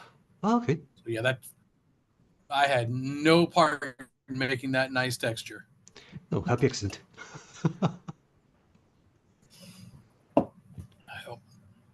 Yeah, because it does Yeah, make really so convincing bone knitting. yeah, it's neat. Okay. My tower. So this is the first. I've done little bits of resin, but this is the first time that I had a real resin pour. There is a there was an old church, and I can't remember where it is, but I mentioned it in the channel. Somewhere in Europe, there was uh, a town, and the town was they had to break the dam or move the river, something like that, and the entire town flooded. I know it's somewhere in And Italy, but I can't remember the name of the place. it starts with an L, if I remember right.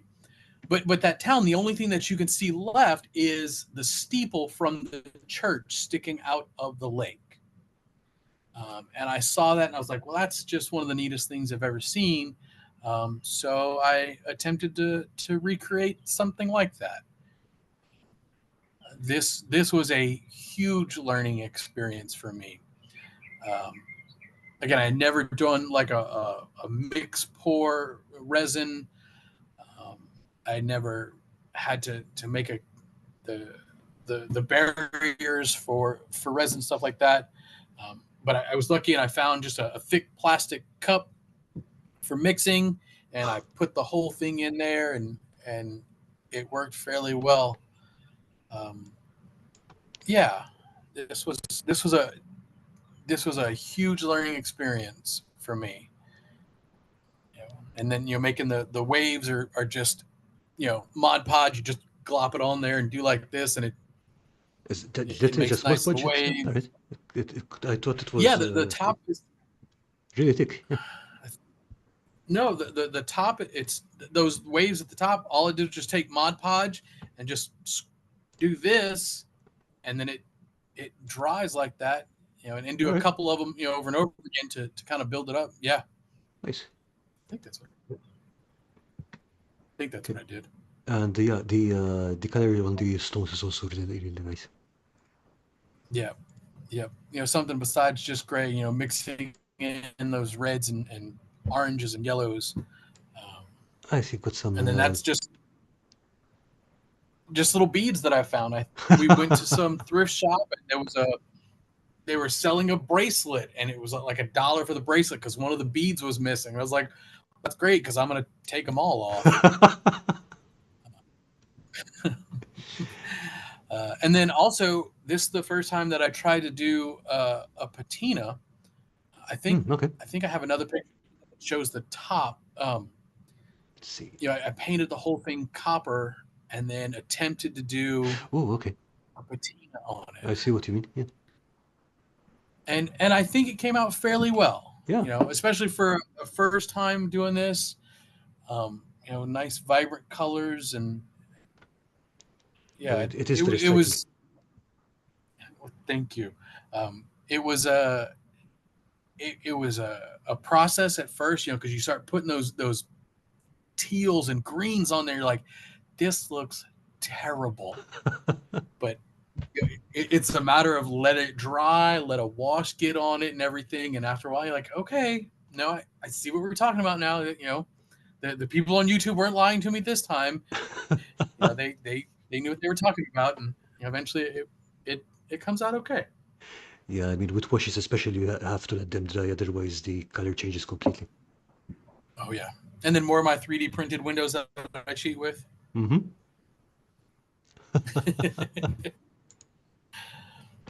Yeah. Oh, nice.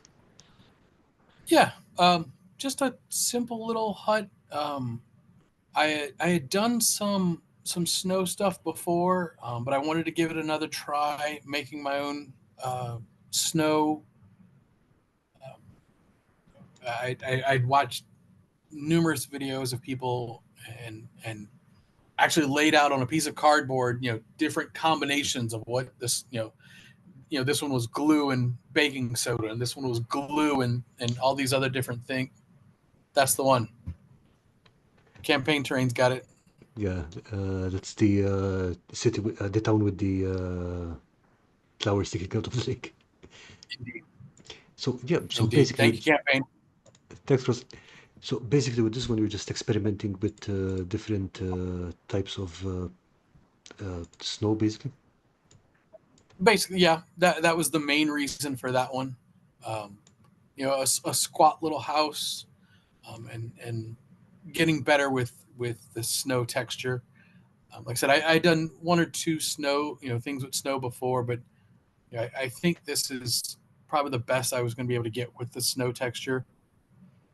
Without buying tubs of texture paint and all that kind of texture paste. But yeah, I've never tried it nice. yet, so yeah, probably.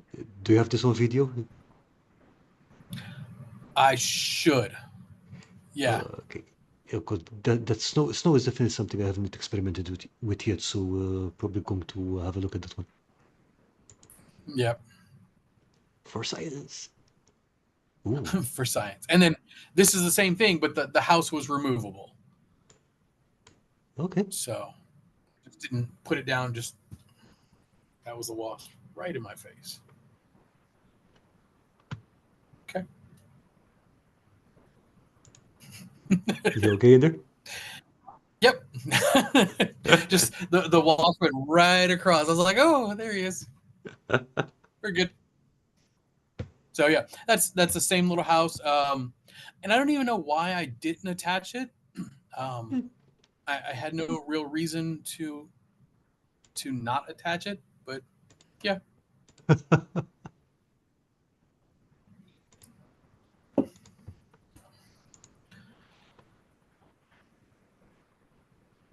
Ooh, partly. Yeah. This is actually so this video comes out. I think I got it scheduled to come out in like an hour Ooh, a on my preview. channel. Yeah. So similar to how you do challenges, there was another Discord. Um, Thanks for that, I'm Lawrence. not. I'm not answering that basement. There's no way, Lawrence. Um, uh, excuse me. similar to what you do, people have challenges. There was another Discord, and their challenge was simply the word wellspring. Okay. And so I made the base of it, a real dark, desolate, rocky texture, and then I had this image of this portal that is just spewing out nature and leaves and life and things like that. Um, a wellspring of nature coming out. I like this one. I mean, it's an interesting composition and it's really unusual. Because Thank you. usually you have this kind of a portal build, it's always something really bad or nasty coming out of it. Yeah, it's a good portal. Good portal. You know? Yeah, yeah. This was fun. This was I found this a challenge because I wasn't catering to the challenge. I wasn't trying to win or anything. Mm-hmm. But since this was somebody else's idea, it's like, okay, well, how can I contribute to this? And I also played a lot with UV resin. I've been using a lot of UV resin. I bought a little. It was super cheap on Amazon. Man, it came with the flashlight and everything. I've been doing a lot of UV resin. So where did you To use because the resin here? In the pool thingy? so the to seal the bricks around it, and then I did an actual resin pour for the middle of it. Ah, okay. You know, there's a little bit of ink in there, and there's some blue glitter and stuff in there too. You know, Right. somebody had suggested after I had finished everything that if I could have made like little ripples um, in it, kind of swirls, that might have been neat too. I was like, oh yeah, I should have done that one. You know what would look even neater? I'm guessing that's translucent, yeah? Yes. Putting a light behind it. So electronics. No, it doesn't even have to be connected to the to the build, but if you just put a light behind it, I think that's going to look amazing. We can do that right now. Okay. Hold on.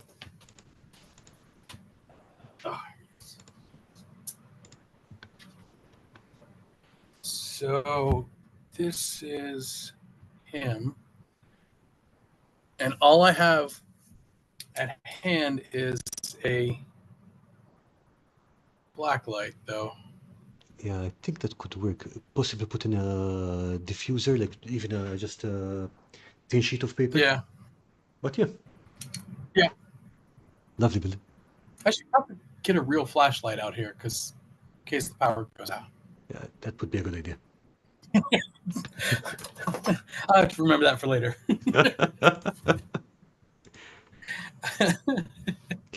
Okay, then Dimitri is saying it needs. Maybe I'll make another one, and it's just a portal of tentacles. Yeah, more tentacles.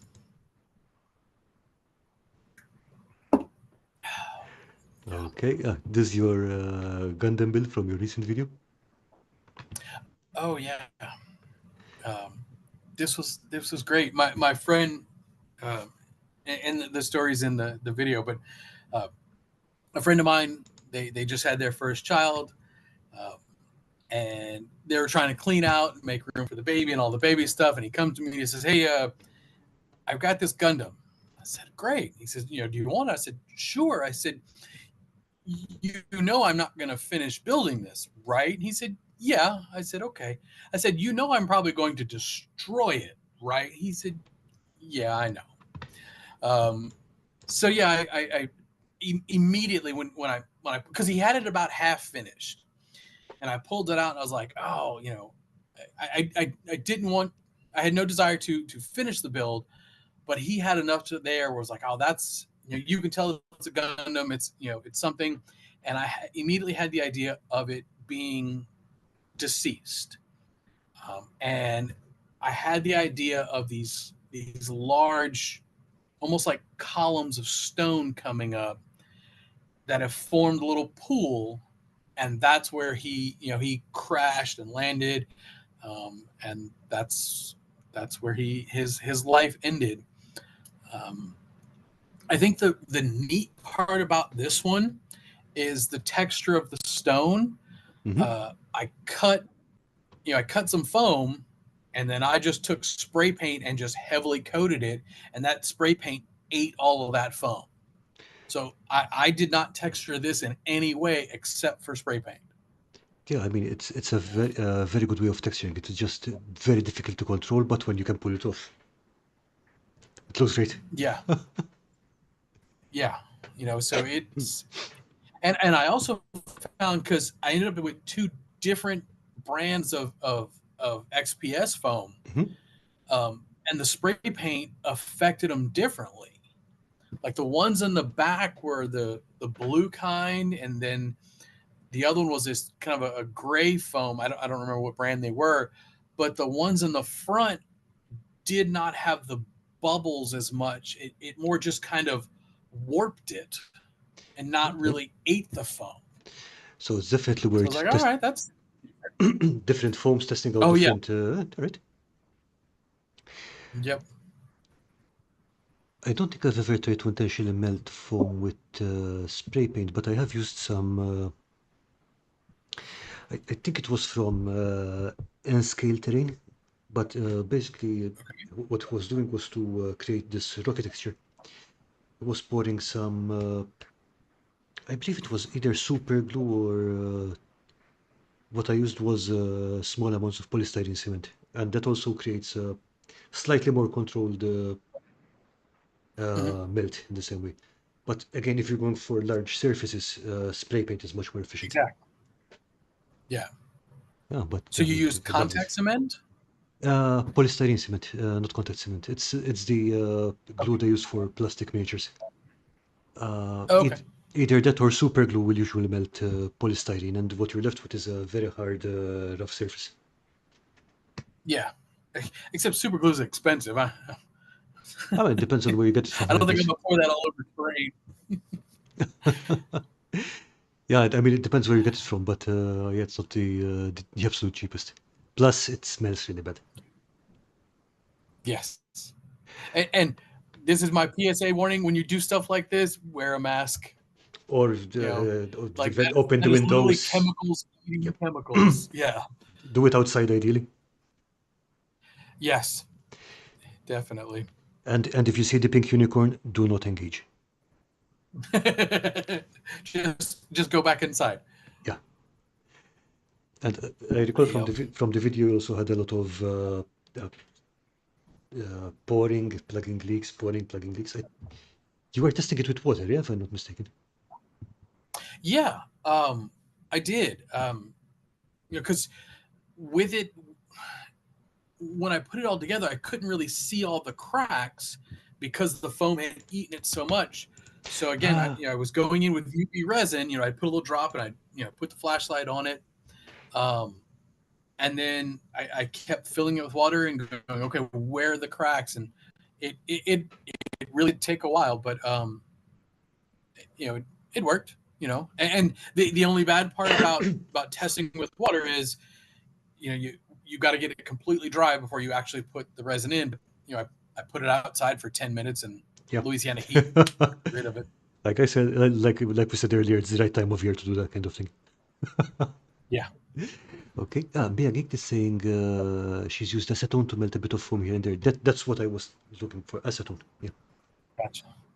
Thank you, Mia. So yeah, and a lot of those come with a brush, right? When you're doing the acetone. I guess, yeah. So yeah, you can probably control it. Okay, and this is interesting from Dungeon Matron. I used to spray gold paint onto styrofoam to make gold nuggets when I made jewelry displays for department stores. Aha! Quick look behind the curtain there. Neat. Nice. Yeah, that's pretty clever. Because yeah, it would probably look like a big gold nugget. Aha, with all the rough bits and so on, yeah. Yeah. Huh. There you go. Okay, so moving on to the next picture here. I think this is the big chunky boy. So this is what I submitted for your challenge. I made a sand crawler from Star Wars. It's huge. Um, I, it's, I think it's over 2 feet long, and it's like a foot and a half tall. It's it's really big, but man, this was so much fun to build. I Yeah, I could see that in the you know video. I had an absolute blast with this thing. It started as I think it was a wine box or a tequila box, something like that, and it was just putting cardboard together and putting stuff on there, and little greeblies, and you know just sliming it down with custard and textures and stuff. Yeah, I'm a big Star Wars fan. Oh no. Uh, so my wife in the comments is asking, did I send you the picture? So I put this in the kitchen, and our dog sat next to it, and they're I, about the same size. that's the last shot in the video, if I'm not mistaken. Oh, is it? I think so, yeah. Okay. Oh, yeah, but, by the way, lovely dog. Yes. Balder is that's our kid. Um, um, but yeah, I big Star Wars fan, and I wanted to build this sand crawler. He's back there. He doesn't fit on a shelf. It's large. So there's a few 3D printed pieces on here, especially at the wheels. Hmm. But yeah, and then also, I don't know if I gave you a picture, but the top comes off again so that people can see inside, so Oh, that you come can on. see what. Well, hold on. Let me go get it. Okay. Remember, lift with your knees, not with your back. Oh, God. Yeah, like I said, it's not small.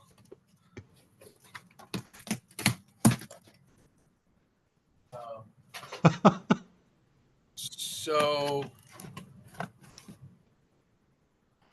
you Okay. can see. I wanted people to be able to see, the cardboard and the foam and the glue that goes into building these. Nice. So yeah, it's kind of big.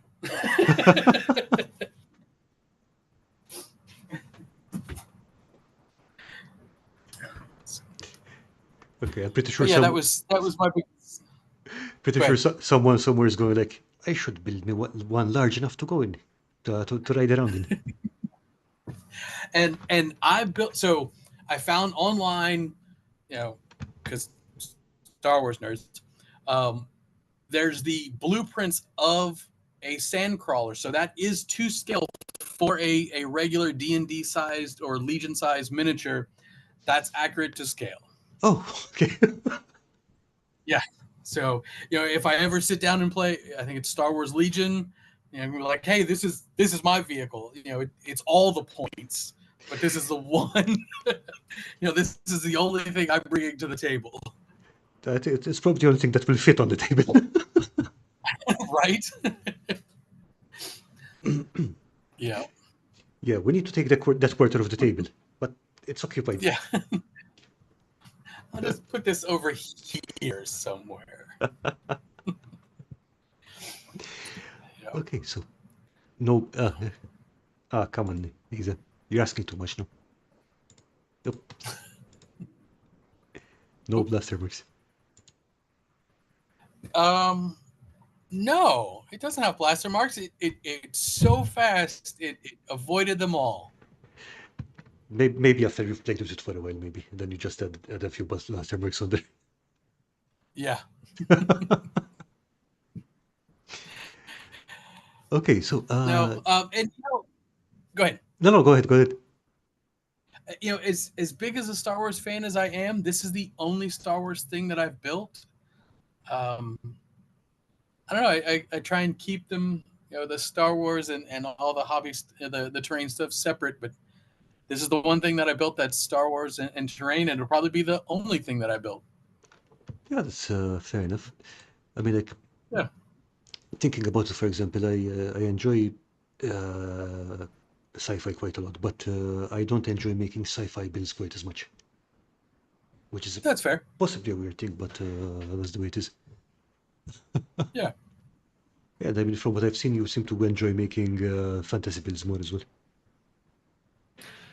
Yeah, because it's more of what I play in our regular games. You know, and again, since I'm not playing Warhammer and stuff like that, you know, if I build it, it's like, oh great, it'll sit on the shelf, or I can just go give it to the game store, and but I don't get to enjoy it as much. Okay, So so just want to set something up here. We've gone through all your photos. So what do you say we have a look at what people posted in Discord? sounds good. Okay, and you have to give us your honest critique, your No, inspired advice, all that stuff. no, everyone, it's all perfect. Everybody's is the best. I'm not here to make enemies. Oh, I know what this one is. I was actually watching him paint these. Um, you can imagine the things that Dirty Basement was saying about these shaped trees. I Um, wonder. I, I've oh, Uh, am I not supposed to give away who it is?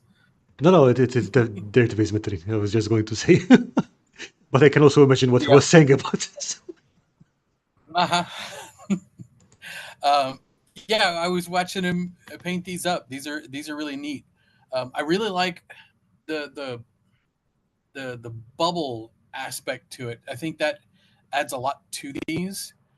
Um, and my favorite's actually the one in the middle with that the rock kind of off to the side. That Uh-huh. makes a unique tree, makes a unique bush.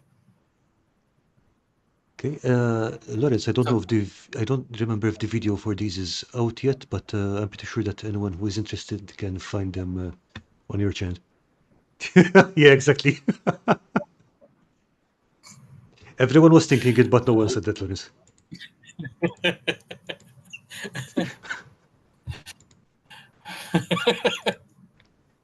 yes, Lawrence, we know. But yeah, So, again, this is my favorite. I'm going to say that they're all my favorites, and this is the best one. So this is the best one. It's my favorite. okay, but the thing is, can you just imagine a band of adventurers going through chasing orcs in these caverns or whatever they're looking for, chasing after? They go and they see these mushrooms and they go like, nope, and head the hell back Yeah, home. absolutely. If a party of adventurers showed up and they saw these, they'd be like, okay, there's definitely something wrong here, something magical or evil, or there's definitely some fey magic going on in this. Yeah, And not the good kind of magic. yeah. Okay, also from Lawrence, I think this is one of his makeovers of a Dollar Tree house.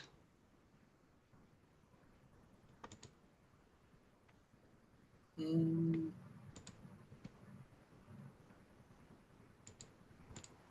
Is this one where he took the Dollar Tree houses and painted them up? I painted them up and put in. I mean, I think the shingles are definitely his work, and the siding. Gotcha. Okay, I still see the mushrooms on my so. Oh, one sec. What's happening? Ah, crap. Wrong window. I have opened these in the wrong window. 1 second, please. Sure, buddy.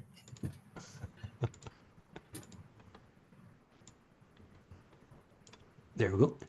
Yep, yep. These are so well done. Like Lawrence did a great job with these. Like you look at the one on the right, and you would never guess that this was a Barbie dream house or whatever it is that he changed from. It's really well done. Yeah, I mean, And then I think he showed on he bought like 5 or 6 more of these. He's gonna make a whole village out of them. yeah, but basically, I have no idea how many of these he bought over the last few years, but I'm pretty sure that that factory runs almost entirely on Lotus. Yep. Yeah, I wouldn't mind going down to the store and getting one or two of these. They're it's so to have that base to build upon is so nice, so convenient. Yeah, that's I still think he needs to make a two-story one though. it's probably doable because I'm pretty sure that the roof comes off and you can stack two on top of each other. Maybe do up the door and Yeah. so on. Yeah, I could see that working. But yeah, I mean, if anything, this is proof that the base is not restrictive in any way, so we can just go with it and throw whatever at it. Yep. Yeah. These are real good. So this is my favorite. This is the best one.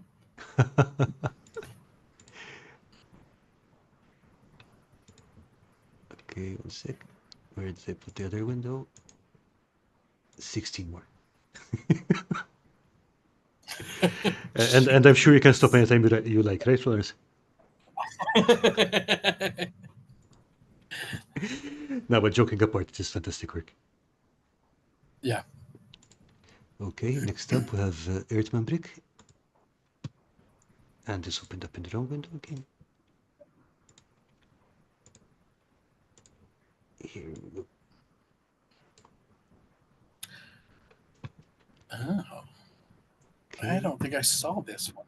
It looks like a Checkers, which is a, a burger joint here in the U.S. in the South. That's really good. So the way Steve usually builds Yeah. these things is probably an MDF kit, but it's really weathered. Hmm. It's weathered up really nicely. Yeah. I like the angle on the roof too. Yeah. That What that what looks great. what I'm liking is all the weathering here. Those white flecks. Hmm. It's Yeah, kind of like like a it rusting on looks here. like yeah, but the white flecks it makes it look like it hasn't rusted yet. Like you're 4 months before it starts to rust, but all the paint has started to come off. Hmm. You've got you know uh, nature has started to affect it, but not rusted yet. And Yeah, then you've that got looks all these good. streaks on the menus and stuff. Mm-hmm. Yeah, that looks real good. Yeah, and That's cool.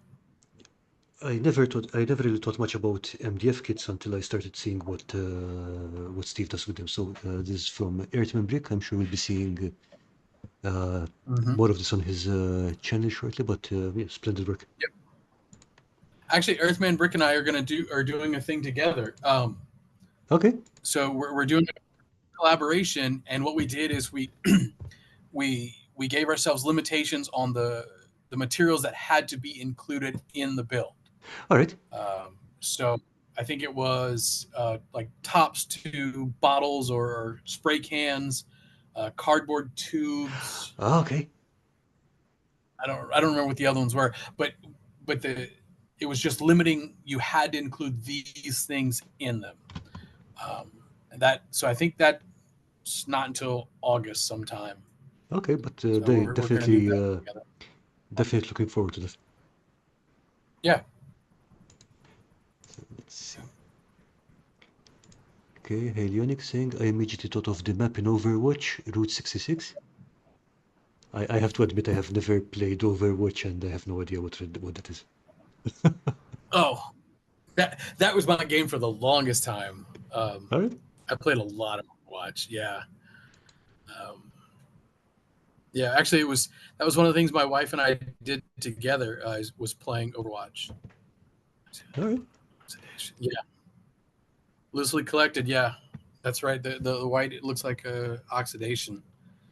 I also and it also looks like bird droppings. Like Well, that's all you that can can. see. Like this has been abandoned for a while, and this is where all the birds hang out. They're all eating all old burgers and fries. You know, yeah, that's cool. Good job, Earthman. Okay, coming up next is questboard terrain.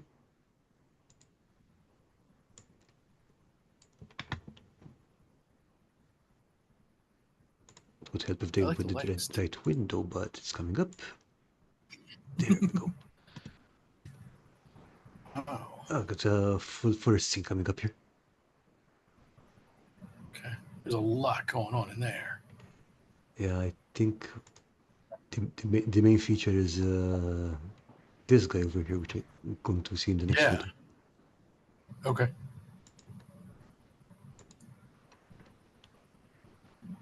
Ah, Oh. What is that base made out of, though? uh, Like, I don't think so. This isn't a base. It's a kind of a slug creature that questboard terrain made. oh. And Okay. Never mind. I was looking at it totally differently. and I forget Huh. what the body is made out of, but it's covered in plastic leaves, and that's a kind of ribbon. Like some sea creatures have that kind of skirt at the bottom of them. Yeah. Huh. Neato. And who is this from? Questboard terrain. Okay. Cool. I'm guessing. Yeah, this, if I'm not mistaken, this is her entry for the transport challenge next Sunday. Neat. And like, I wonder if the minis are supposed to be like tied up, or are they like trying to control, like steer, or are those like seat belts, and they're just worried about falling off of this thing? I wonder. I'm thinking seat belts, but I'm not sure. All right. Neato.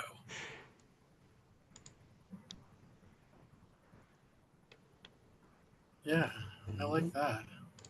This is my favorite. This is the best one. Yeah, this slug is well camouflaged. Yeah. And yeah, it is a very neat concept. Yeah, that's cool. Ah, okay. So questboard train is saying the reins are at the front and the seat belts are in the back. There you go. Remember, kids, safety first, even when you're riding giant demonic slug thingies.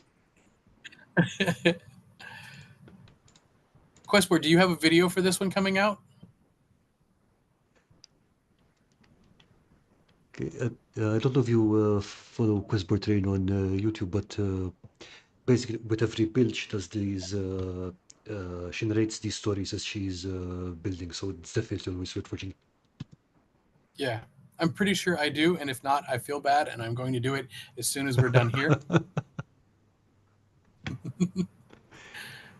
Okay. And that's one thing I really love is when there's a story that goes along with the builds or with the creatures or the buildings, whatever. Um, Okay, he's it's very LFW nice. saying, Yeah. yeah, yeah, kind of is. And Yep. yeah, Cosportin is saying hopefully this week. So yeah, Awesome. we will get to see that. Awesome. I'm there for it. Okay, coming up next, we have campaign terrain. Oh, this is my favorite. This is the best one.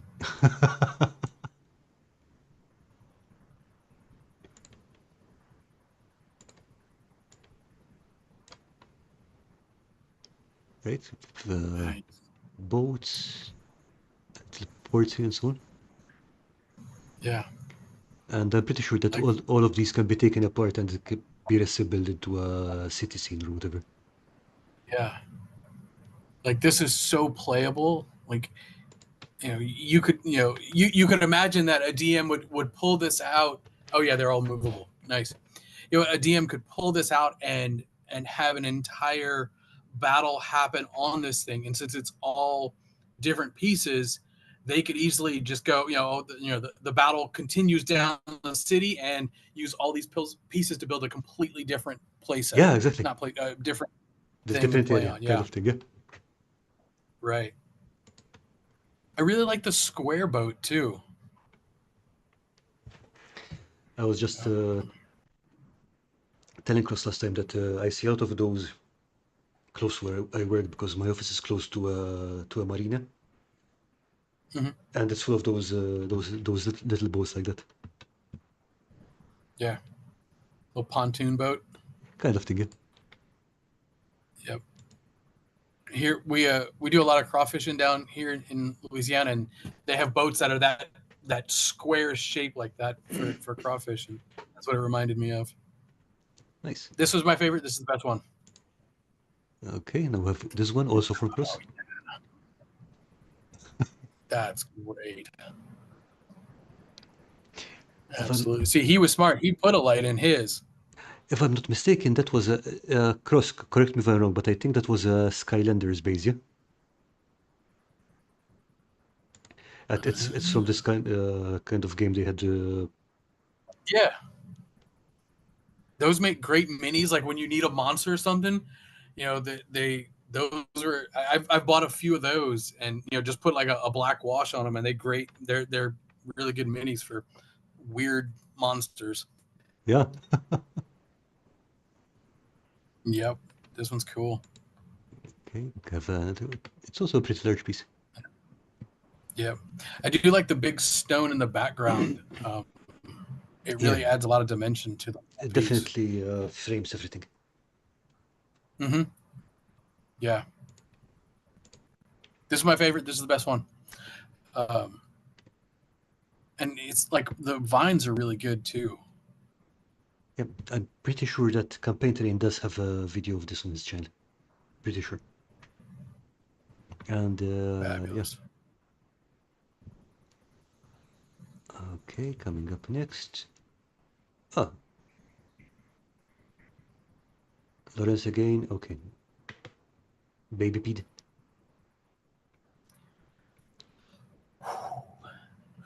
Yeah, there's a lot to unpack there.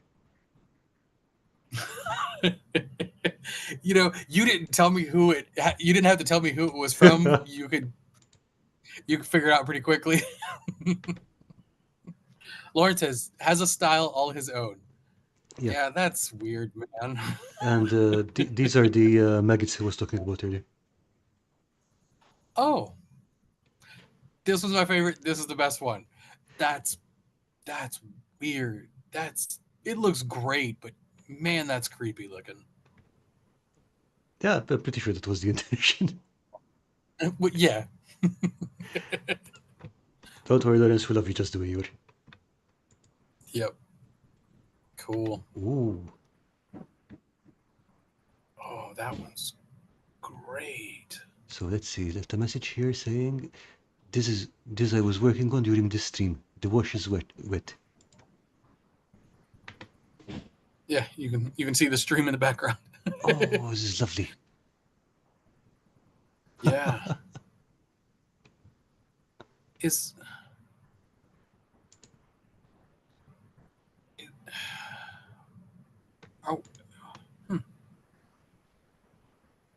Yeah, those are great. Yeah, beautiful stuff. Yeah, that's a lot of texture. Look at that massive chimney. Oh yeah. Yep. Yeah. That's a lot of individual bricks right there. Oh yeah. And this looks very rough right now, but I'm pretty sure that will look amazing once it's completely dry. Oh yeah. Wonder how he got the texture that texture though. What if it's just a texture paste, or if that's something that he made? It could be just texture on the foam, possibly. Yeah. I mean, before assembly, because then it's much easier to access the foam. Yeah. Cool. This was my favorite. This is the best one. Oh, okay. I love this. This is from Loosely Collected. Oh, I've been watching this one on Discord. Yeah. This is. I didn't realize how big it was, though. Yeah, it's a big chunky beast. Yeah. I forget what it's called, but it's for Turnip 28. So Loosely Collected, if you can remind me of the what the creature is called or whatever.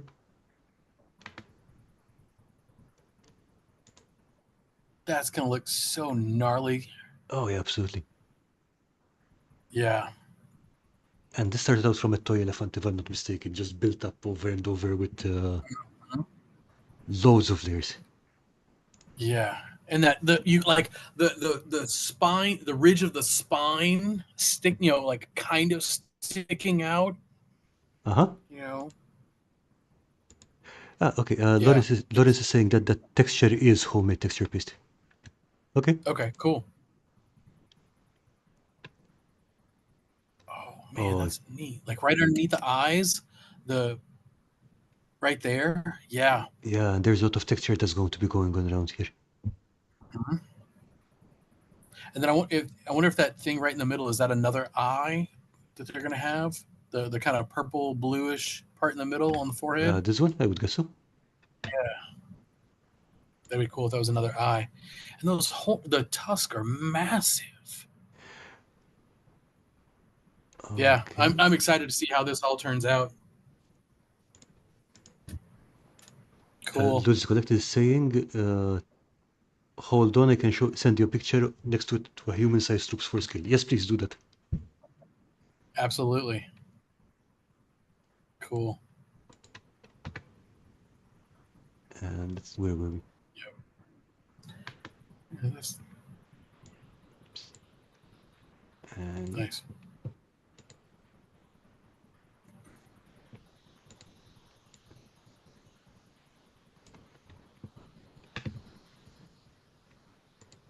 Well, loosely collected doesn't have a whole lot of working space on that bench. I'm afraid things are gonna fall off. whoa, okay. Yeah. Awesome. This is going to look amazing. Yep. And that's it. Yeah. I definitely Everything want to see else. this thing finished. Okay, let's see what else. Cool.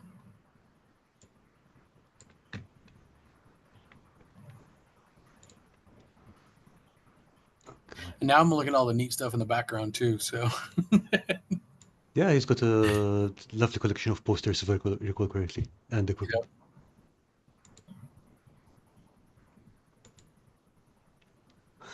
Neat. Yep. This one's my favorite. This is the best one. Okay, and let's see here. The last one up is from Mia Gigd. So, love a little wagon, a house wagon. I like that there are mammoths pulling it. Uh-huh. Like those must be like pygmy mammoths, right? Like this. Like baby mammoths.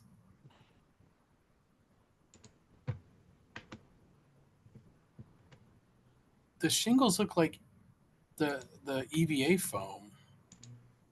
Yeah, Like looks like that it. they curve. Yeah. And you can tell like that's a lot of small little cuts for those wood pieces on the sides. Mm-hmm. That took that took a long time, and but like the detail looks Yeah, great. absolutely. Yeah. It's a lot of work in there, but it's looking Nice. amazing. Yeah. I really like the wheels too. Like that all came out super good. Yeah. So yeah, I think Just my we'll. favorite. This is the best one. I think we'll see this finished for next week, and definitely looking forward to talking about this. Yeah. Awesome. Yeah. Well done to everybody. That's great. Yeah, beautiful work. Yeah.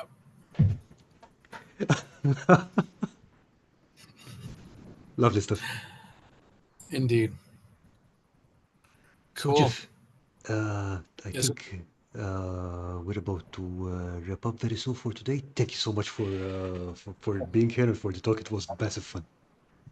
I thank you for having me. I really appreciate this. Thanks for everybody who has been in the chat and sending messages, and thanks to people who are listening to me talk about foam and D&D and cardboard and stuff like that. This is a lot of fun. I'm having a lot of fun doing this. So thanks for being here with us.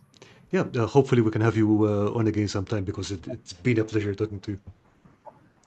In the meantime, Absolutely. I'll come hang out whenever.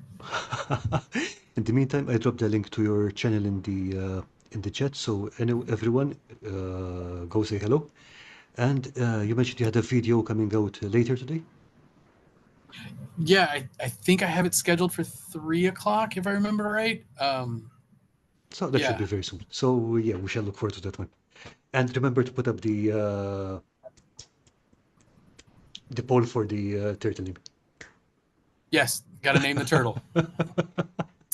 Watch this. I'm gonna turtle right here on my desk. Perfect. Cool. Okay. Hey, If, Carl, thank you very much. This has been wonderful. same, it's been a pleasure. And everyone else, we'll see you today week with the uh, transport train challenge. And yeah, I mean, we don't get we don't get to see the dog today. Sorry, Chris. So everyone, good evening and have a great week. Bye. Bye.